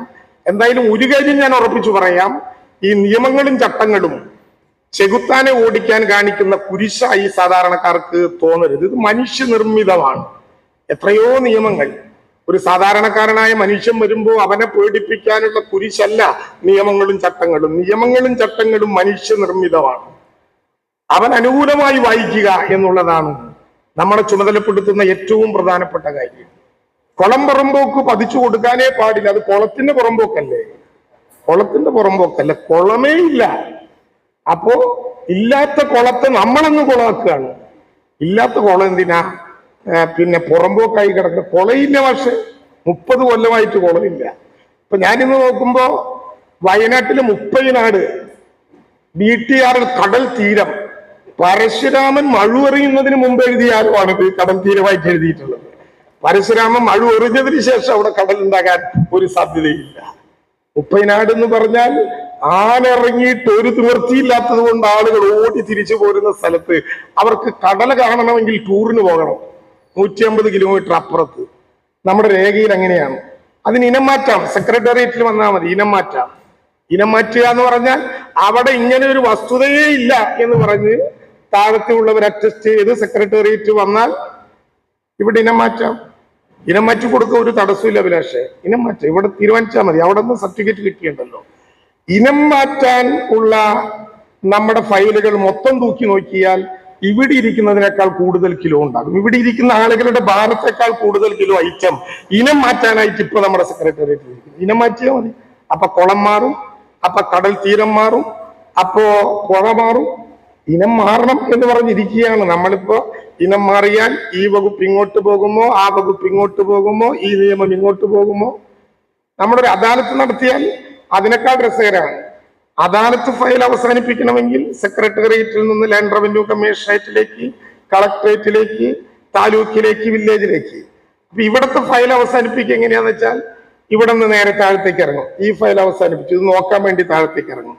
താഴത്തേക്ക് ഇറങ്ങിയാൽ ആ ഫയൽ നേരെ, ഇന്നേ വരെ നമുക്കുള്ളൊരു ധൈര്യം ഒരു സർക്കസ് കൂടാരത്തിലെയും ജയിന്റ് വീലിൽ നിന്ന് ആരും പുറത്തേക്ക് തെറിച്ചു വീണിട്ടില്ല. അതുപോലെ ഈ ജയിന്റ് വീലിൽ ഇങ്ങനെ കറങ്ങിക്കൊണ്ടിരിക്കും. ഇതിങ്ങനെ ഫയലിങ്ങനെ മാറും, പക്ഷെ എണ്ണത്തിൽ ടോട്ടലി മാറലുണ്ടാവില്ല. ഇത് എവിടെ നിന്നെങ്കിലും ഒരുത്തൻ തെറിച്ച് പോകണ്ടേ? അതാണ് ഇപ്പൊ പ്രധാനപ്പെട്ട പ്രശ്നം. അപ്പൊ അതുകൊണ്ട് നമുക്ക് നമ്മുടെ മുമ്പിലുള്ള മറ്റെല്ലാ പ്രശ്നത്തിലും ഞാൻ നിങ്ങളോട് ഐക്യദാർഢ്യം പ്രഖ്യാപിക്കുന്നു. ഞാൻ ഉന്നയിച്ച വിഷയത്തോട് നിങ്ങൾ കൂടി ഐക്യദാർഢ്യം പ്രഖ്യാപിക്കണം എന്ന് ഞാൻ സവിനയം നിങ്ങളോട് അഭ്യർത്ഥിക്കുന്നു. ആ വിധത്തിൽ നമുക്ക് ഐക്യദാർഢ്യം പ്രഖ്യാപിച്ചാൽ നമ്മുടെ കാര്യവും നാട്ടുകാരുടെ കാര്യവും ഒരുപോലെ നടക്കാൻ പറ്റും. നേരത്തെ പറഞ്ഞവരൊക്കെ ബിനോയ് ചേട്ടനെ കാണാൻ പോയത് കൊണ്ടാണ് ഞാൻ ഇത്ര ധൈര്യത്തിൽ ഈ കാര്യം നിങ്ങളോട് പറഞ്ഞത്. അപ്പോ ആ കാര്യത്തിൽ ഒരു ശ്രദ്ധയുണ്ടാകണം എന്ന് സവിനയം നിങ്ങളോട് അഭ്യർത്ഥിച്ചുകൊണ്ട്, എപ്പോഴും സെക്രട്ടേറിയറ്റ് ജീവനക്കാർ ആവശ്യപ്പെടുന്ന എല്ലാ വിഷയങ്ങളിൽ, നമ്മുടെ നാട്ടിലെ ഒരു കഥയിൽ ആരോ പറഞ്ഞതുപോലെ 1000 കഴുതകളെക്കാൾ എപ്പോഴും നല്ലത് 10 കുതിരകളാണ്. ആ കുതിരശക്തിയുമായി സെക്രട്ടേറിയറ്റ് സ്റ്റാഫ് അസോസിയേഷന് മുന്നോട്ട് പോകാനാകട്ടെ എന്ന് നിങ്ങളോട് ആശംസിച്ചുകൊണ്ട് എല്ലാ അഭിവാദനങ്ങളും നേരുന്നു. ലാൽസല. കൂടുതൽ വിശേഷങ്ങളുമായി വീണ്ടും കാണാം. അതുവരെ ഏവർക്കും നന്ദി, നമസ്കാരം.